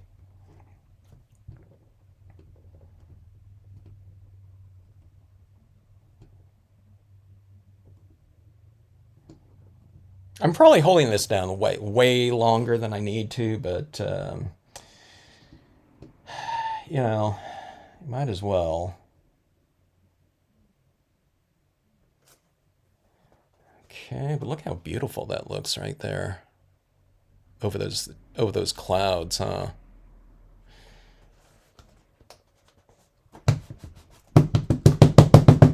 Okay, let's see. All right. Paint pen. Let's bring a little bit of, I don't know, whatever, definition and shimmer to this. I'm thinking about going, on that moon. I think I'm going to leave the moon as is, though. Now, in theory, these things, these reflected light's not going to be as, lighter than the light source itself. But in this case, it is. Okay, so I'm just going to put a little bit of highlighting on some of the lighter areas of my tree. Okay. I mean, on my clouds.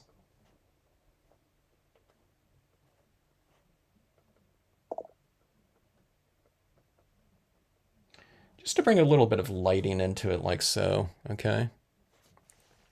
And I might put some snowfall in here too. I think it'll be a good textural kind of addition to this scene. And the trees, after all, they kind of represent... Now, I'm not going to add those little highlights down here because it's going to stand out much too distinctly against such a darker, background like that. But let's go with... Yeah, let's go with a little bit of splatter painting here. And let's see what that looks like with these trees. Okay, I just washed off my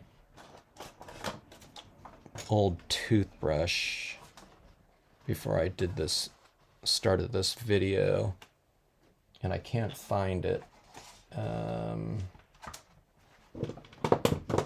Where is it?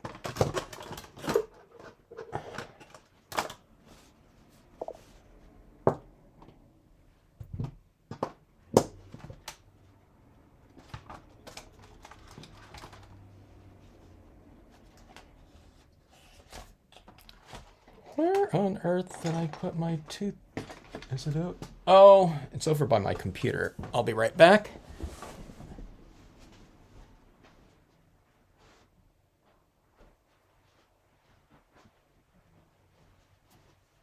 No, that was a highlighter pen.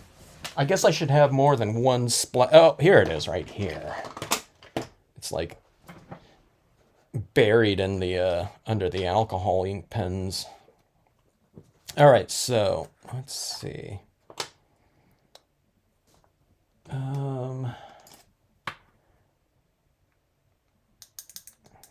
I just used this the other day, and it is already really thickened up on me.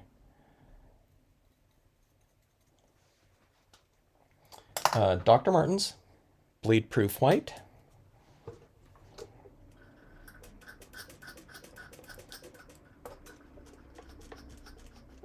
Uh-oh. My squirt bottle needs some water too. All right. Sorry about being unprepared here. I figured in this video right here, I'm just going to be winging it. Plus we're using like all these like different surfaces like this too. I'll go with I'll go with just some white cardstock here next. I've been using all these kind of like maybe like less than conventional surfaces, and the printable vinyl, and then the the photo paper, and then this as the blue foil here. Let's just go with a regular cardstock here, white cardstock after this one. All right, so this is going to be a little bit of snowfall in here. So I think I'm going to add in a word stamp in this one too. So I'll leave a little bit of space for that. Okay, so see that snowfall, kind of like that.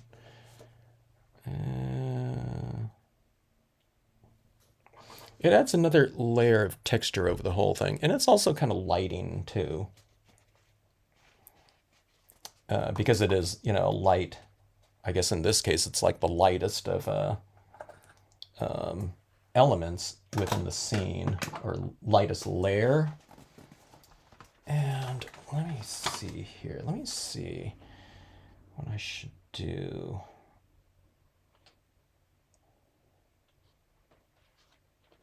It's just going to be like a one word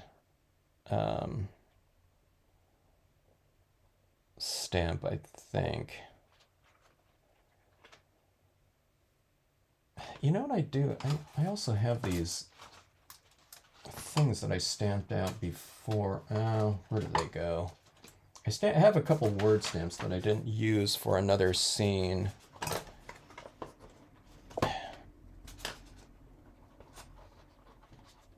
Here's night. They might be too big for this, but here's like night right here. I'm shaking like this. Here's night me. Okay, this one's like too big. I stamped these out for another scene that I didn't use, and I thought those could be cool. But let's see. Clouds, moonlight, maybe moon. I was looking to see if I had something that's, oh, I know. Silence. All right, let's see. It was fun using that little slider on this previous card. All right. That's not the plastic that goes with that one. Oh, here it is right here. Wait, is that the one? Yeah, I'll just use this. Keep your tack and peel little plastic for your blocks. All right, that just says silence right there. I'm going to do it right here. And we'll do that in white pigment ink, okay?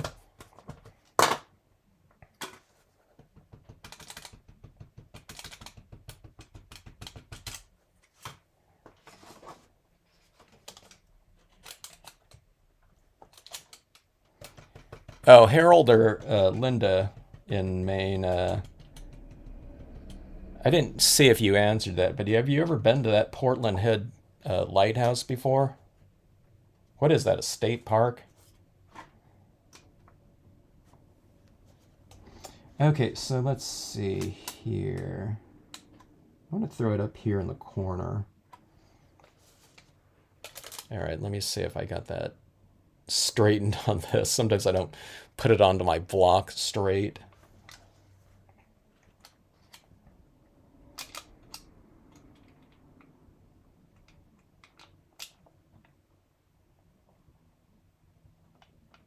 All right, let's see here.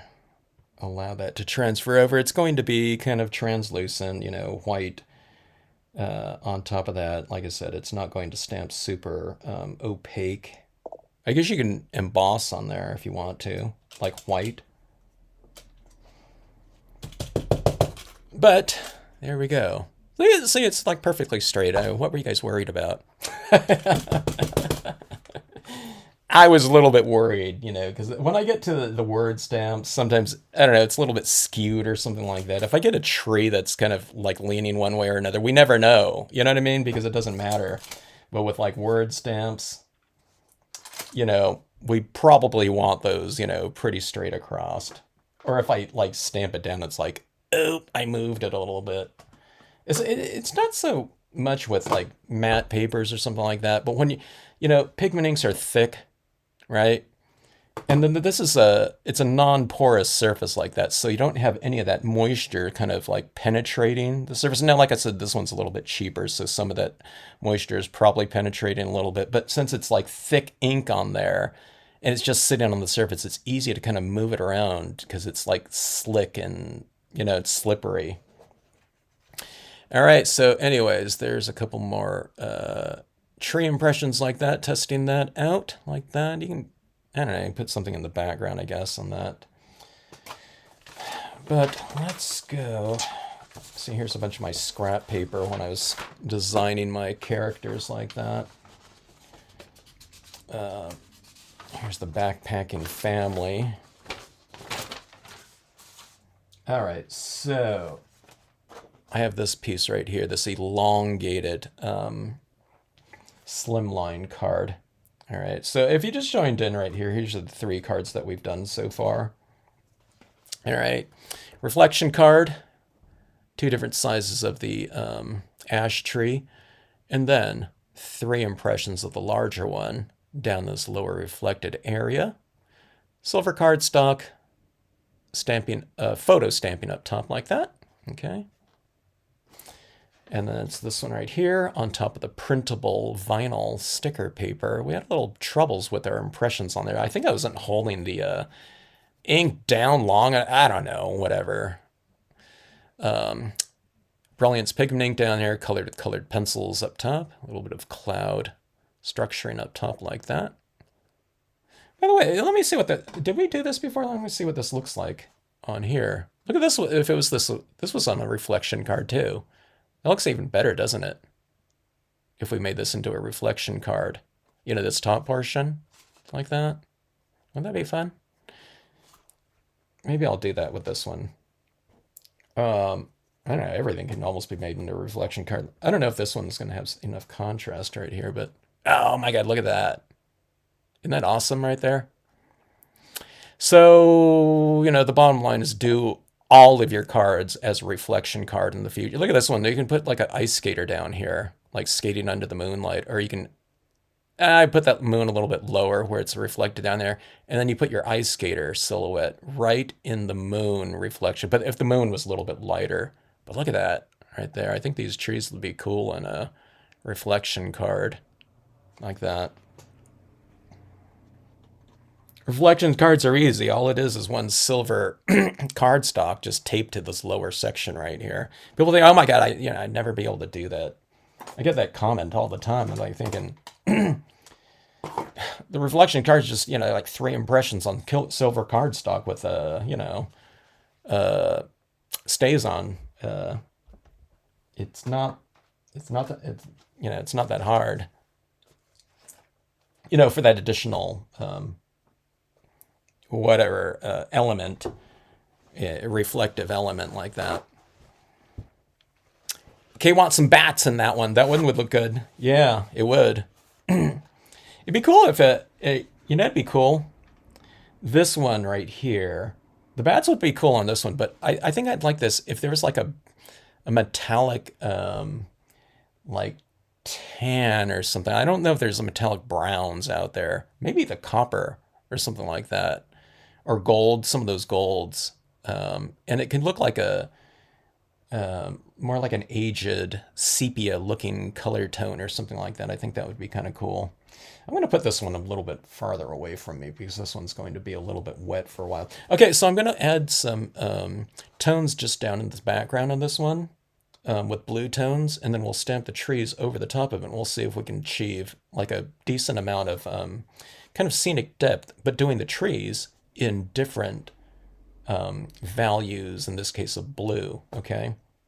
All right, so I'm going to show you a quick way of doing this. I ran out of my summer sky right here. I need some more light tones of light blue inks. Let me see if I have my salvia blue handy right here. I'm going to be doing a big coat here, salvia blue. This is a fairly light blue ink right here. And I'll show you how to get these like really fast backgrounds just, very quickly using your re-inker inks on sponges, whatever you happen to be using, ink blending tools or something like that. But it could be a cotton ball or a kitchen sponge, anything like that, okay? All right, so this is a piece of semi-gloss paper. It's almost like matte, okay? It has a little bit of a satiny look to it. It's not as glossy as, glossy cardstock, which is, I don't know if I have any pre-cut here. I'll just take my word for it. I mean, you can kind of see it. Here's, copy paper, and you can see it just when it has just a slight luster to it. So easier to do on, a semi-gloss cardstock because it's clay-coated. It just has a very thin layer of coating on the top of that. But let's go across and let's add in a little bit of or a lot of this tone like this, okay? So this gives you a little bit of a kind of a windy type of looking background, I guess you can say.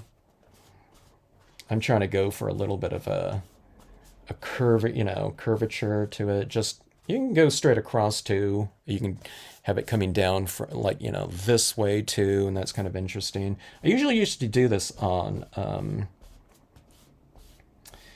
Stardream papers, that have that iridescent type of glow to them, or a shimmer, I guess. But I started doing it on just regular papers too. A lot of times it was on glossy, but I thought, it works just fine on semi-gloss as well.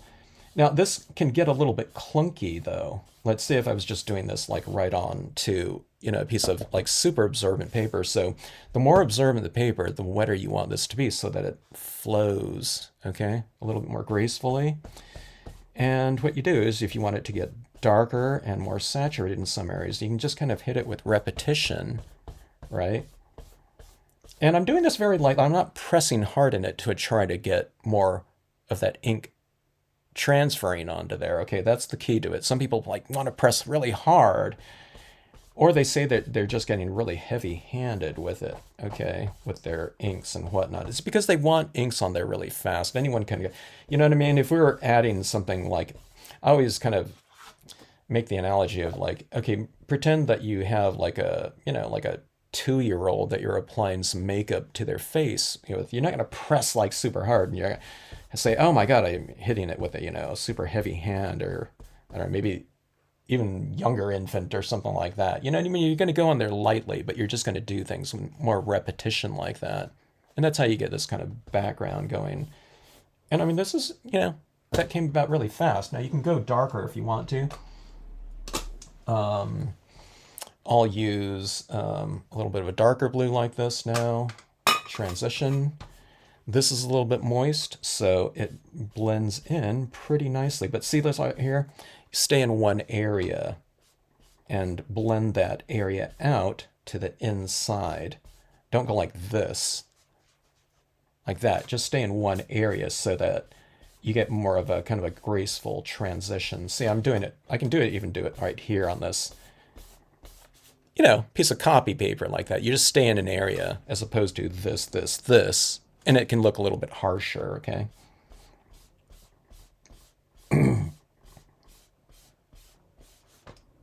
Oops, I got a little bit of a harsh mark right there, so I'll just kind of try to blend that out a little bit. I must have touched it down like that.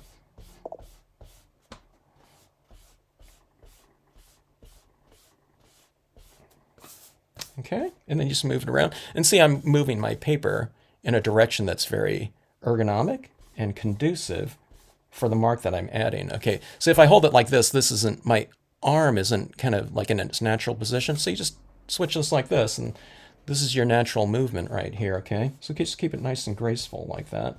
And easy too, right? By the way, this is going to be top and bottom like that. So sometimes people always have to, they want to leave, kind of configure their paper and never move it.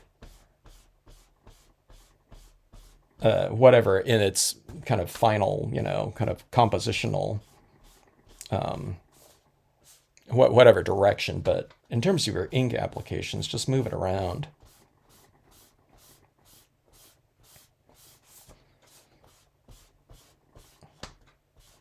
It'll flow easier, with thicker inks that you use and kind of the more sealed off papers that you use as well. Okay.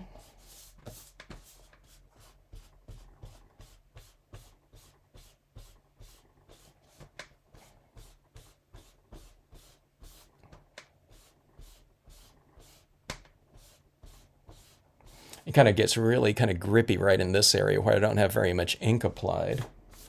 But, you just kind of go with a nice light touch and just get it in repetition.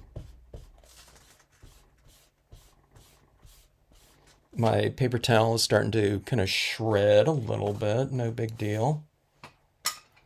And let's go with a little bit of, let's go with the Caribbean blue. I'm going to go with the re-inker right on here.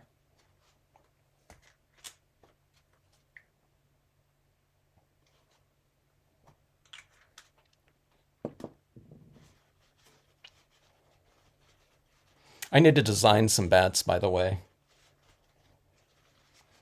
I think it was, where is it, where you can go into those areas where you watch those, like, the bat emergence or whatever out of those caves. I think it's New Mexico or something like that. Or is it somewhere in the Midwest? Those bat caves where you can sit there and, like, I don't know, whatever it is, around dusk or something like that. They come, flying out of that cave in the, whatever, thousands. I used to go backpack, not really backpacking, but more camping in the deserts. And then I would do a lot of day hikes. And I'd go to a lot of areas where,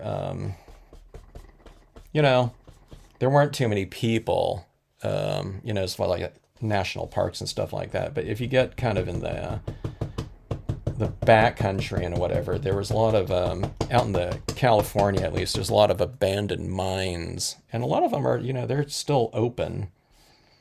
So I'd go into those mine shafts if it looked fairly stable. I wouldn't go into the mines where it was like a lot of like fallen timbering or anything like that. But if it looked fairly stable, the wood still looked okay, I'd go into them and check them out.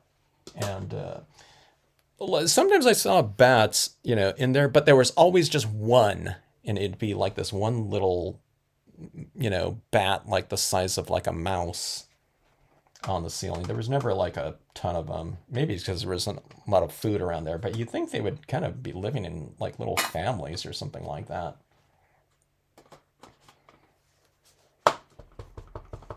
All right, so here's a pretty dark blue like here, okay?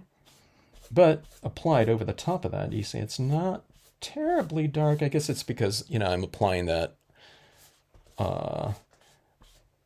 you know, ink in an area of my paper towel that already has the other inks too. So it's some kind of version of that blue. It's not just straight dark blue. In this case, a Prussian blue. This would be really good for a underwater scene too, I think.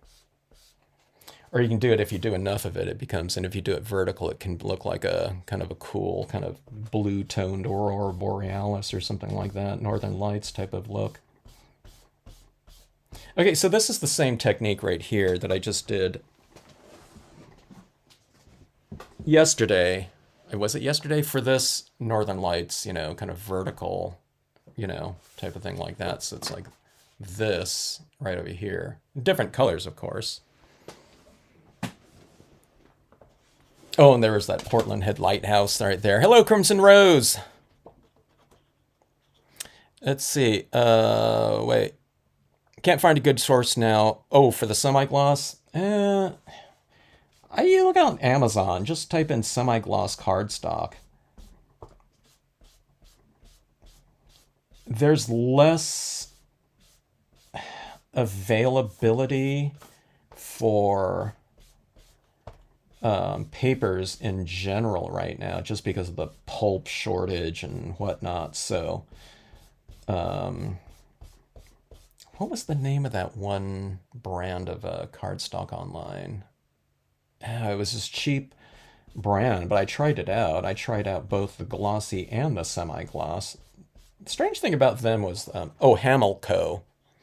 Strange thing about their glossy and their semi-gloss was they were practically the same. I've never seen a glossy as unglossy as that one. But, you know, it worked out just fine. All right, so anyways, there's my background like that. And let me see, I stamped out my trees in the Brilliance Black. I'm trying to think of what colors I stamped this out and to see if I would need to clean these off right now. And I probably should clean them off. Okay.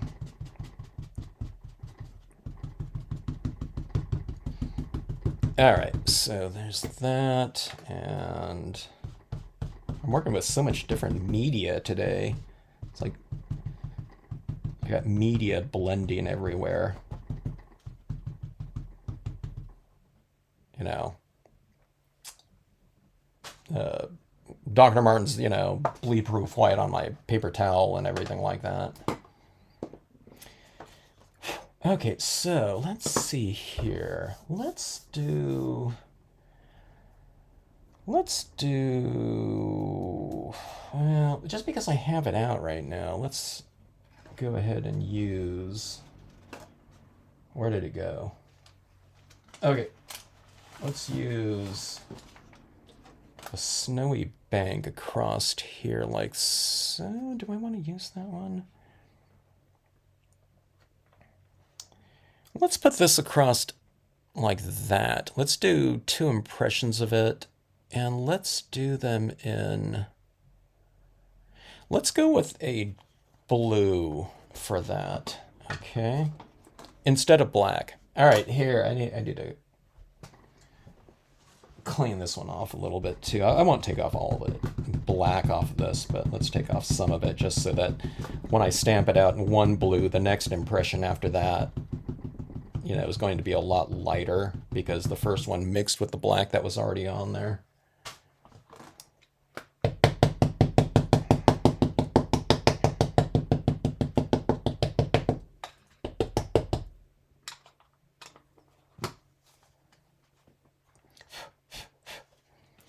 Okay. All right, let's see.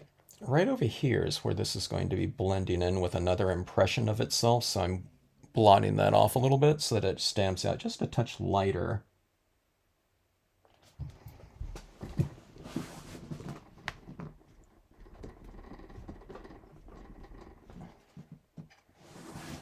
Okay, so see that stamped out kind of lighter, you know, than black, of course.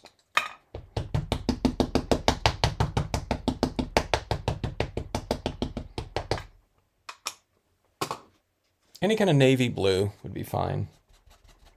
Wiping off this part where it's going to be blending into that part right there, okay? Or merging into it. Overlap by about a ½ inch or so in this previous impression so that you get a nice seamless transition going from one to the next. Don't try to match it up like a puzzle edge to edge. Everything's been designed, Stampscapes designs have been designed to be overlapped for the most part into one another for a seamless transition as opposed to edge to edge. Sometimes when people try to go edge to edge and they're thinking about like a puzzle, they get kind of gaps in between imagery. So there's gaps in between everything, which you can blend in with other types of media as well, you know. But if you don't have to do that, all the better, right? So see that right there, that snowy terrain? It looks kind of like it's in the light a little bit more when you stamp it out in something, a color that you use to tone in the background, okay? Because it's defining the light, so, you know, you're stamping kind of, you know, light in a way. It's like colored light, okay? All right, so let's go with the same ink for this as this right here, and it's the same ink as that.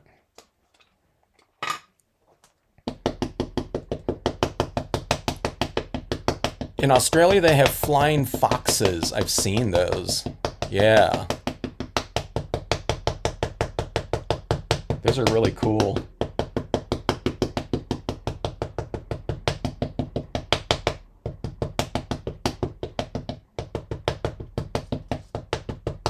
I find the flying fox is a little bit cuter looking than certain bats, at least.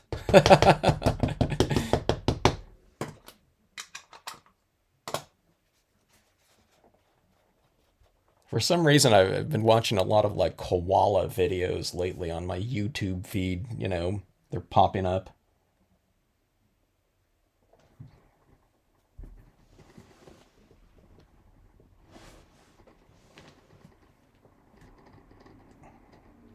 Like wild koala wants to be cuddled, you know, or stuff like that, or, you know, someone saving one, you know what I mean, with all those fires and whatnot, you know, people giving them water and whatnot. Hello, Sharon.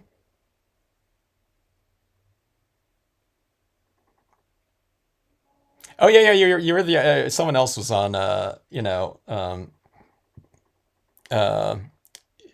from Australia yesterday. I said, oh hey, you know, I was on at a midnight showing, and someone popped up. All right, so see, there's blue there, but see, does that blue look really cool? You can do this if this was all in like sunset colors too. What you do is you stamp these out in the colors out of your sunset, you know, and it really it integrates it in there, and it looks like, you know, like lighting is on your different elements and whatnot. But thanks for jumping in there, you know, while working.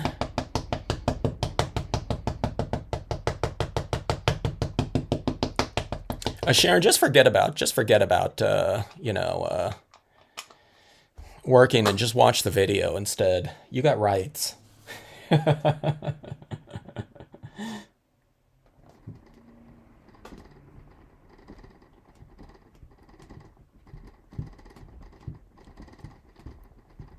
don't know what you do, but just say you're doing work research right now. If someone walks in or walks over, whatever. All right. So if anyone was on when I was mentioning earlier, someone was wondering, hey, you know, where am I going to use, you know, such a large card in card? Now, I mean, this one, you know, I mean, this card could be this big too, and that would be like a standard size piece of card, you know. But I was saying, well, in scenic stamping, what you do is you have things, things could be going off, the page as well, like that, and it looks perfectly natural. In this case, these two, trees are kind of flanking things. Like I said, you can do a card where it's just like, this is your centerpiece right here, and a card and a little quote up top, and kind of bare trees are kind of elegant, and they could, you can use them as a focal point for, a really simple card, creation. Okay, so this is another color of ink that was used in this color scheme in the background. But what you do is you just go, okay, so this was a darker one. So this represents closer, this represents farther away, okay? And you can go to a even lighter one. Maybe, I don't know if I would stamp out a tree out like in a super light blue because it might not even show up in here. But, near, farther, farthest away, okay, like that. If you've used those colors in your background. Now you can do something too. I could have stamped all these trees in these tones and then added in my tone in the background.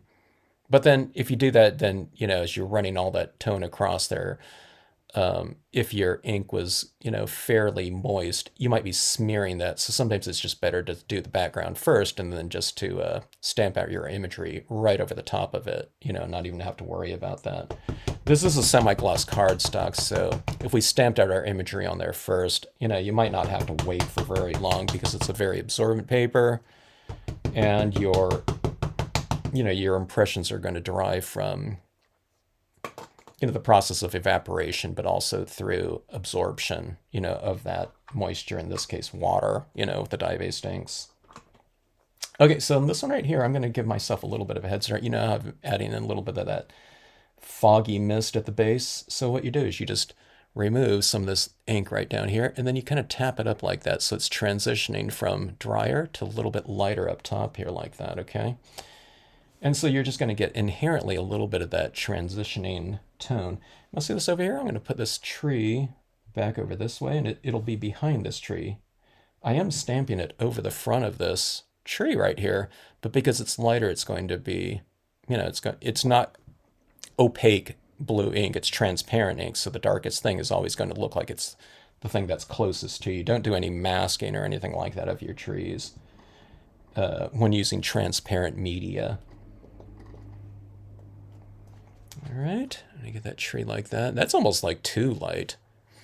Let's see, let's go with another one over here. I might go with another, kind of darker version of it, but then I'll do that masking. Or not masking, blotting off. I said don't mask, don't mask. Okay, so we'll do that like this. See, I'm wiping it off on the base like this. And let's see. I'll dab off a little bit of this where this is going into this tree. Don't take off a lot of it though, okay? And we'll go about like so. See, I'm stamping this a little bit higher up here so it looks like a, standard sized tree, but it's just farther off in the distance. You could do another one smaller that's closer to you and it's just a younger tree too, but, taking advantage of that little bit of a scale in here. See, like that. And let's see. Let's do another one on the other side of that. Little ridge, I think. And let's do it in that color.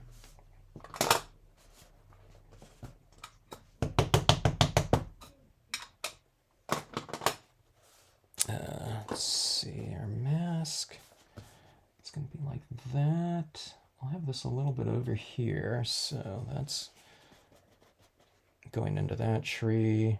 I'm going to have a little bit of a lighter, lighter tree like that, because this one has a little bit of that darker ink on there too, which won't matter. Okay, just a very loose mask on that little slope right there.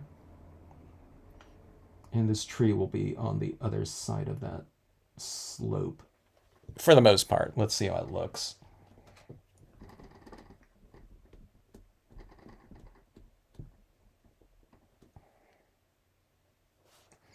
All right. So I don't know, they talk about things kind of in odd numbers, so kind of 5 trees instead of 4. It looks a little more natural to me that way. Okay, so let's see. I'm tempted to use this little guy again. That little that skier with dog though might be fun to add in here again, like this. I can put him right up there too, right in that opening. It's kind of like a little stage that you kind of develop with your imagery, you know, for your main subject matter. Okay, now remember, if this represents something at that distance, now in this case, you can do it in the darker or lighter shade. If you want to bring more emphasis, then stamp this a little bit darker. I don't think I would do it in black though, because that would be really close, you know, representatively close to us. So let's go with this. Let's go with this darker blue. Yeah. As I said that, I thought, maybe let's go with that lighter blue. But I think the darker one, just to bring a little bit more emphasis into it.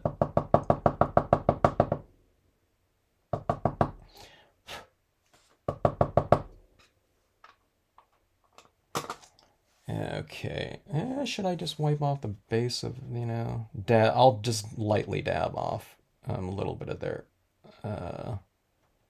guy's legs. And let's go right about here, I'd say.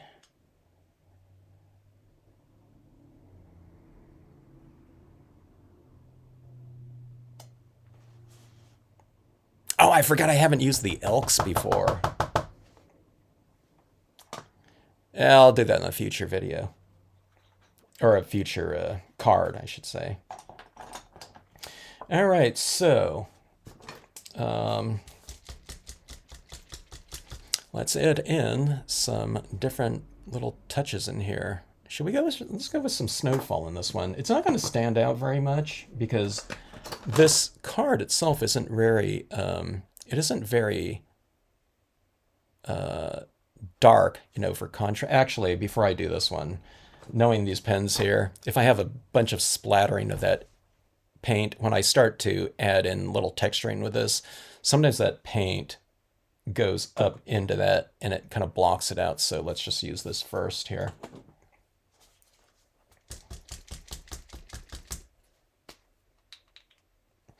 All right, so let's add a little bit of snowy touches in here.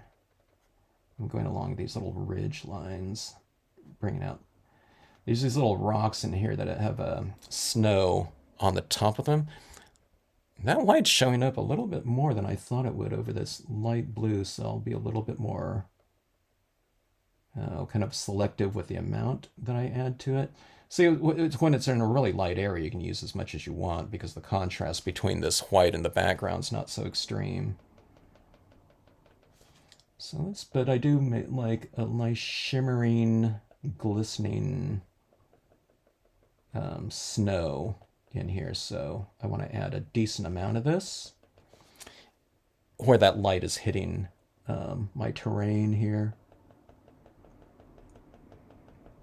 One of the things about stamping your imagery first, if you do that first, you can kind of really selectively shade in certain areas, where if you just do the background first, it's kind of hard to tell where everything's going to go. So, you know, there's a little bit of a trade-off, you know, between doing things, the background first and stamping your imagery over it, you know. It's kind of easier in many ways, but you're just not as particular in terms of, like I said, shadow and light, whatever, placement, definition.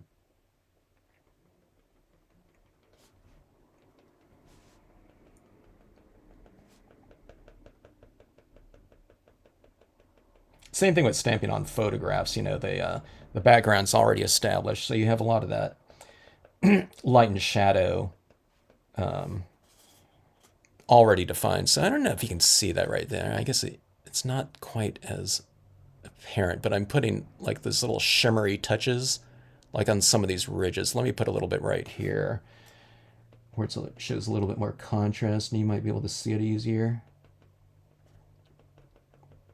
So I've defined these little ridges in the design itself. So I'm just going and reiterating that little area with a little bit of highlighting like that. Yeah, I wish I could zoom in closer, but my camera goes out of focus when I do that.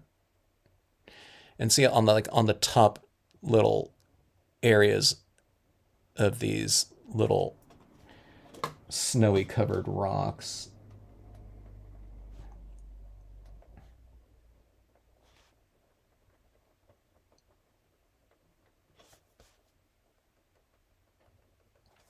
Like that.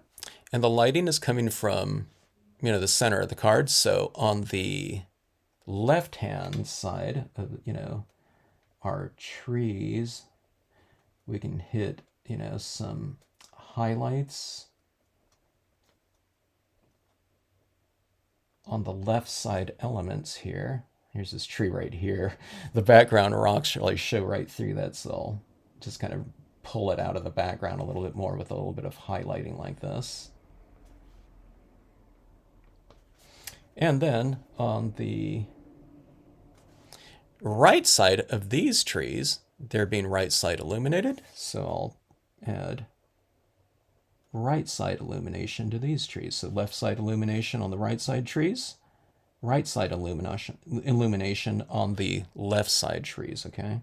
So you're reiterating your lighting direction when you do this type of little element on here.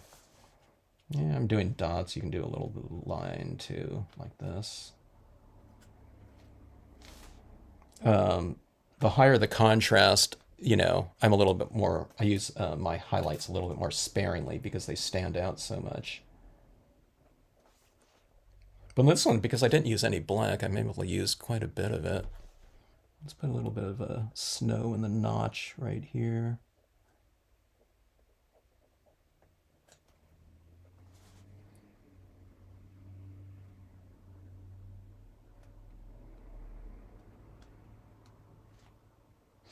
All right, there we got that. I'm used to this pen standing out so much more because I usually do something like a dark black element in here, but I think it looks kind of cool and light. Just in the blue tones like this. It kind of has a little bit of a shimmer to it, I think, just inherently. Which, comes to, now I think about it, if you had like a little bit of a like silver or clear glittery pens or something like that, Wink of Stellar, something like that, it might be kind of cool in this passage right through here to add some of that. All right, so here's the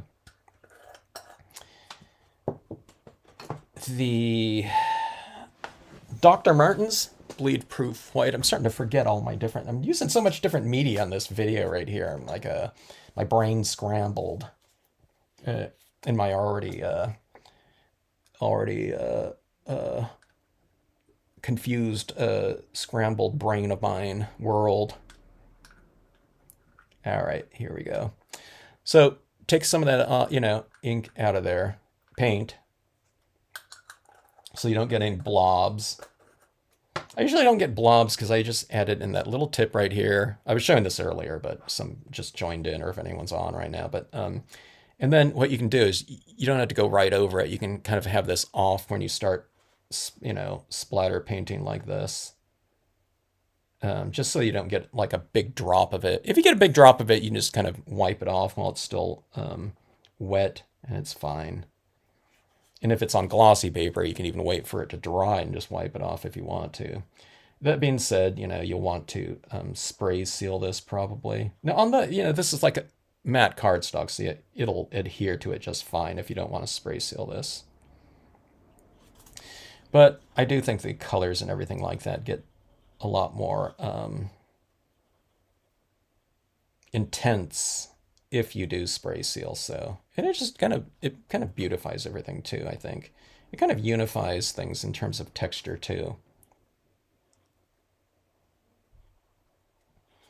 All right, so that's that splatter painting on there. You see that texturing? So texture's kind of gone all the way across. It kind of unifies a lot of my little paint pen touches that are on my elements now. Now you have this kind of representative layer of snow falling in front of everything, so it kind of unifies all that. And then we'll hit it with the white pigment ink here, and this piece should be done here. Okay. So as far as these trees go, I think everything's, stamped out. I don't know. I mean, it's not that big of an experiment to, use a bare tree or something like that if you've used bare trees before. But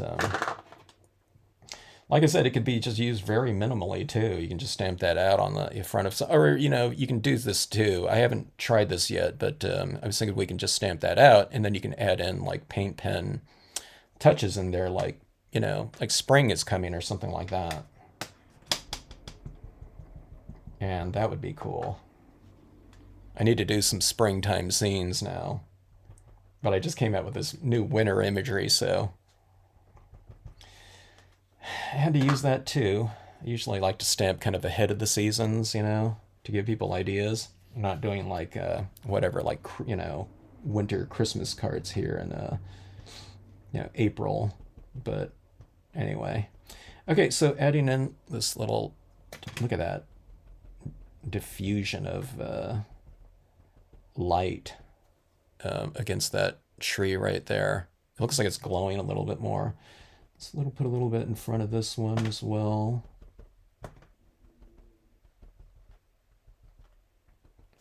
I don't know if I should go in front of, let me try it here. Let's see if I can hit this delicately enough.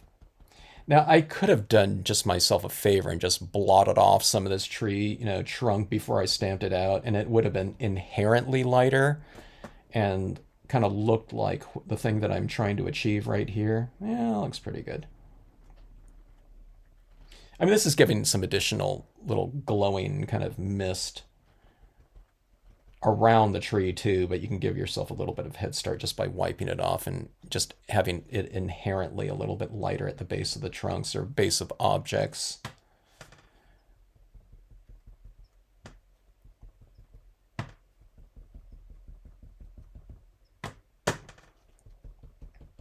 A little bit of a horizon glow. See, that's area's lighter and back there, so I'll add some more to it. I didn't know where areas were going to be light and dark, when doing that type of background technique. But you just kind of go with it and work around whatever, has been established with that. Or things like photographs, if you're doing photo stamping, you have to work around, if it's of clouds, then you have to work around, the things that are given. So it becomes kind of a fun exercise. It's like, okay, if it's really dark over here, then do I want to place a dark object over that? Maybe not, so you just move it over a little bit accordingly. Okay, now this tree is in a lot of area of light, so I'm adding on a lot more to that. Okay. But I just kind of added a little bit, and I, give it a couple minutes and see what you think. As this pigment ink starts to dry, it becomes a little bit more transparent, as I was mentioning, so you kind of have to wait for it to dry a little bit, to see what it's going to look like, and then you can add more if you want to build up a thicker and slightly more opaque, it's not opaque, but slightly more, thicker, brighter, lighter application of, a light value like that. Okay, now that character like that, I stamped him a little bit darker, I mean, I could have stamped him in that same tone as that and it would look visually farther back, but I was thinking I'll add in, a little bit of pigment ink over the top of them anyway, so it'll make them look lighter, kind of inherently like that too.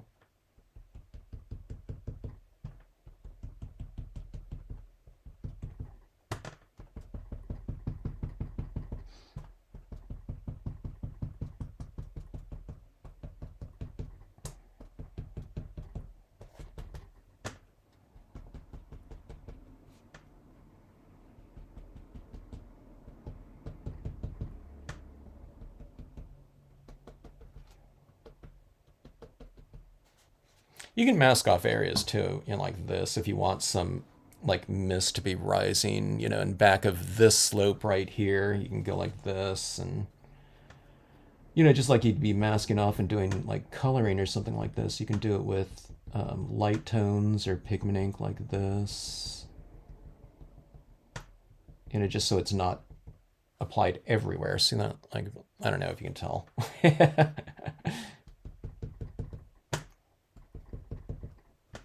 I'll try to add a little bit more. My pad's getting really dry right now. I can tell. I need to re-ink it. Let's see, I made that little area in back of the slope a little bit lighter. I wanted to look more cloud-like, but this pad's getting really dry, so. Anyway, all right. So I'm going to format all these into cards. I'll mount them up and everything like that. But again, man, these look really good in that mirror card formatting. I might make these into a mirror card. I don't know. Reflection cards like that. See that right there? See, it looks kind of cool with the the multi-toned impressions like that too. But let's start out here. This is the first card like this. Reflection card. Pretty dramatic and really easy to do. 3 impressions, partial impressions, using the ash tree large, high, a little bit lower, and lower like that. Re-ink in between each one of these impressions too, just so it doesn't like stamp out really light. And you want that against this dark background like that, okay? But on the top right here, it's just 4 stamps, 1, 2, 3, and 4. This one could be on the other side too, or this you can use a smaller one right here if you want to. You can do them in whatever configuration. This one could be lower, higher, whatever you want. And just doing a little bit of coloring in with the alcohol inks and the paint pens. Okay. Second card. Boy, this one right here was I don't know why. I love this paper like this, but I don't know why. It was just I think I don't know. I wasn't holding the stamps down long enough. I did it on this one. This guy's like super dark like that, but it worked out okay. Those trees are a little bit more of a 65% gray or something like that. But I don't know. They look pretty good. I don't know. Maybe our little guy stands out more, amidst all that, And it does get rather busy with the stars and whatnot. So I don't think anyone's going to be saying, hey, why isn't that tree like 10% blacker or something like that? Colored pencils down here to define some of these other areas within the, the snowy slope. Third card was the foil, the super dark foil like that. But I see those trees in the foreground like that. Just hold down and, allow that ink to transfer over there. Spray seal this and whatnot afterwards. That one's getting a little bit dark. I might put a little bit of a white pigment ink over the top of it with the this right here. If I did that though, what I would do is I would spray seal this first just so I don't put that impression back into solution like that. Someone does this, they can add their bats to it. Who liked the bats up there? Someone loved the bats. And here, this is on just some plain cardstock like this, semi-gloss. It's almost like a matte cardstock, But, you can get a lot more definition and things like that in white cardstock, and as opposed to a set colored background or textured background. Let's go with a little bit more of this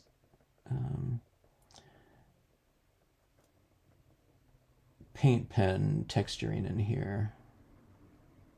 After I added in the that splatter painting, I thought, we can use a little bit more texturing in here. The texturing might be a little bit extreme, but after you add in a ton of texturing over the whole thing, I think it can take more of these larger textures like this. So this is just this paint pen. I'm making a little corridor of, I don't know, whatever, corridor of light. So it kind of creates a little bit of stronger lighting, having that kind of shimmery touch coming through there. I should almost add in like a northern, North Star or something like that. That would be cool. It'd be really cool if I put this guy over here and put the North Star like that, like, they're moving towards that. That might be kind of interesting. Or on something like this too, you can use like little colored, or I use clear crystals, I guess, and put little stars up there for a little bit of extra bling. But I think in something like this, a little bit of glitter touches down here. I have some gel pens. I haven't used them in a while, but anyway, testing out the ash trees, video 1 with the ash trees. Let me see if I can get that. That's reflecting so much light, it's all kind of washed out there in terms of the coloring right here. Let me change my exposure a touch.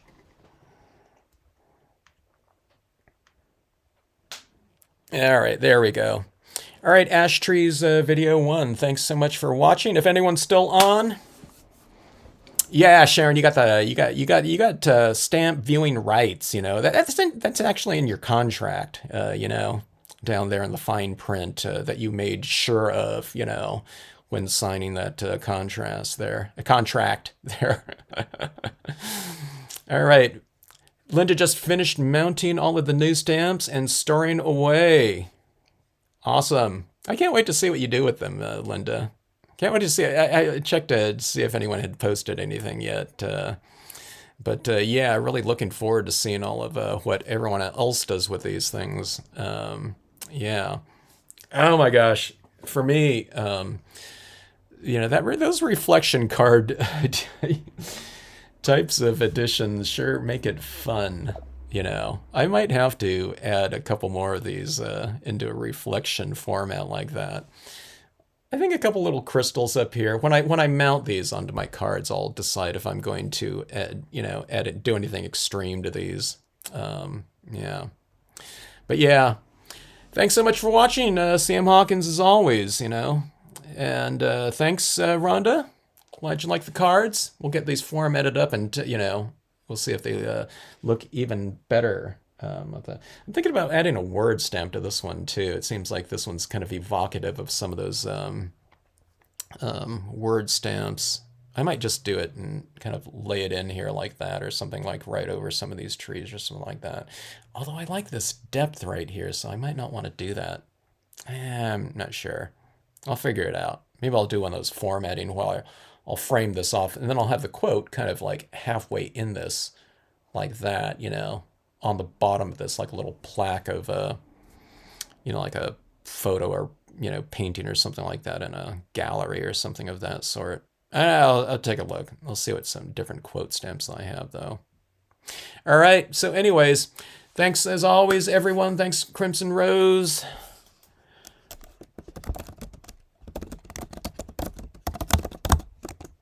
Thanks for watching, everyone, and have a great rest of day, evening, whatever time it is for you.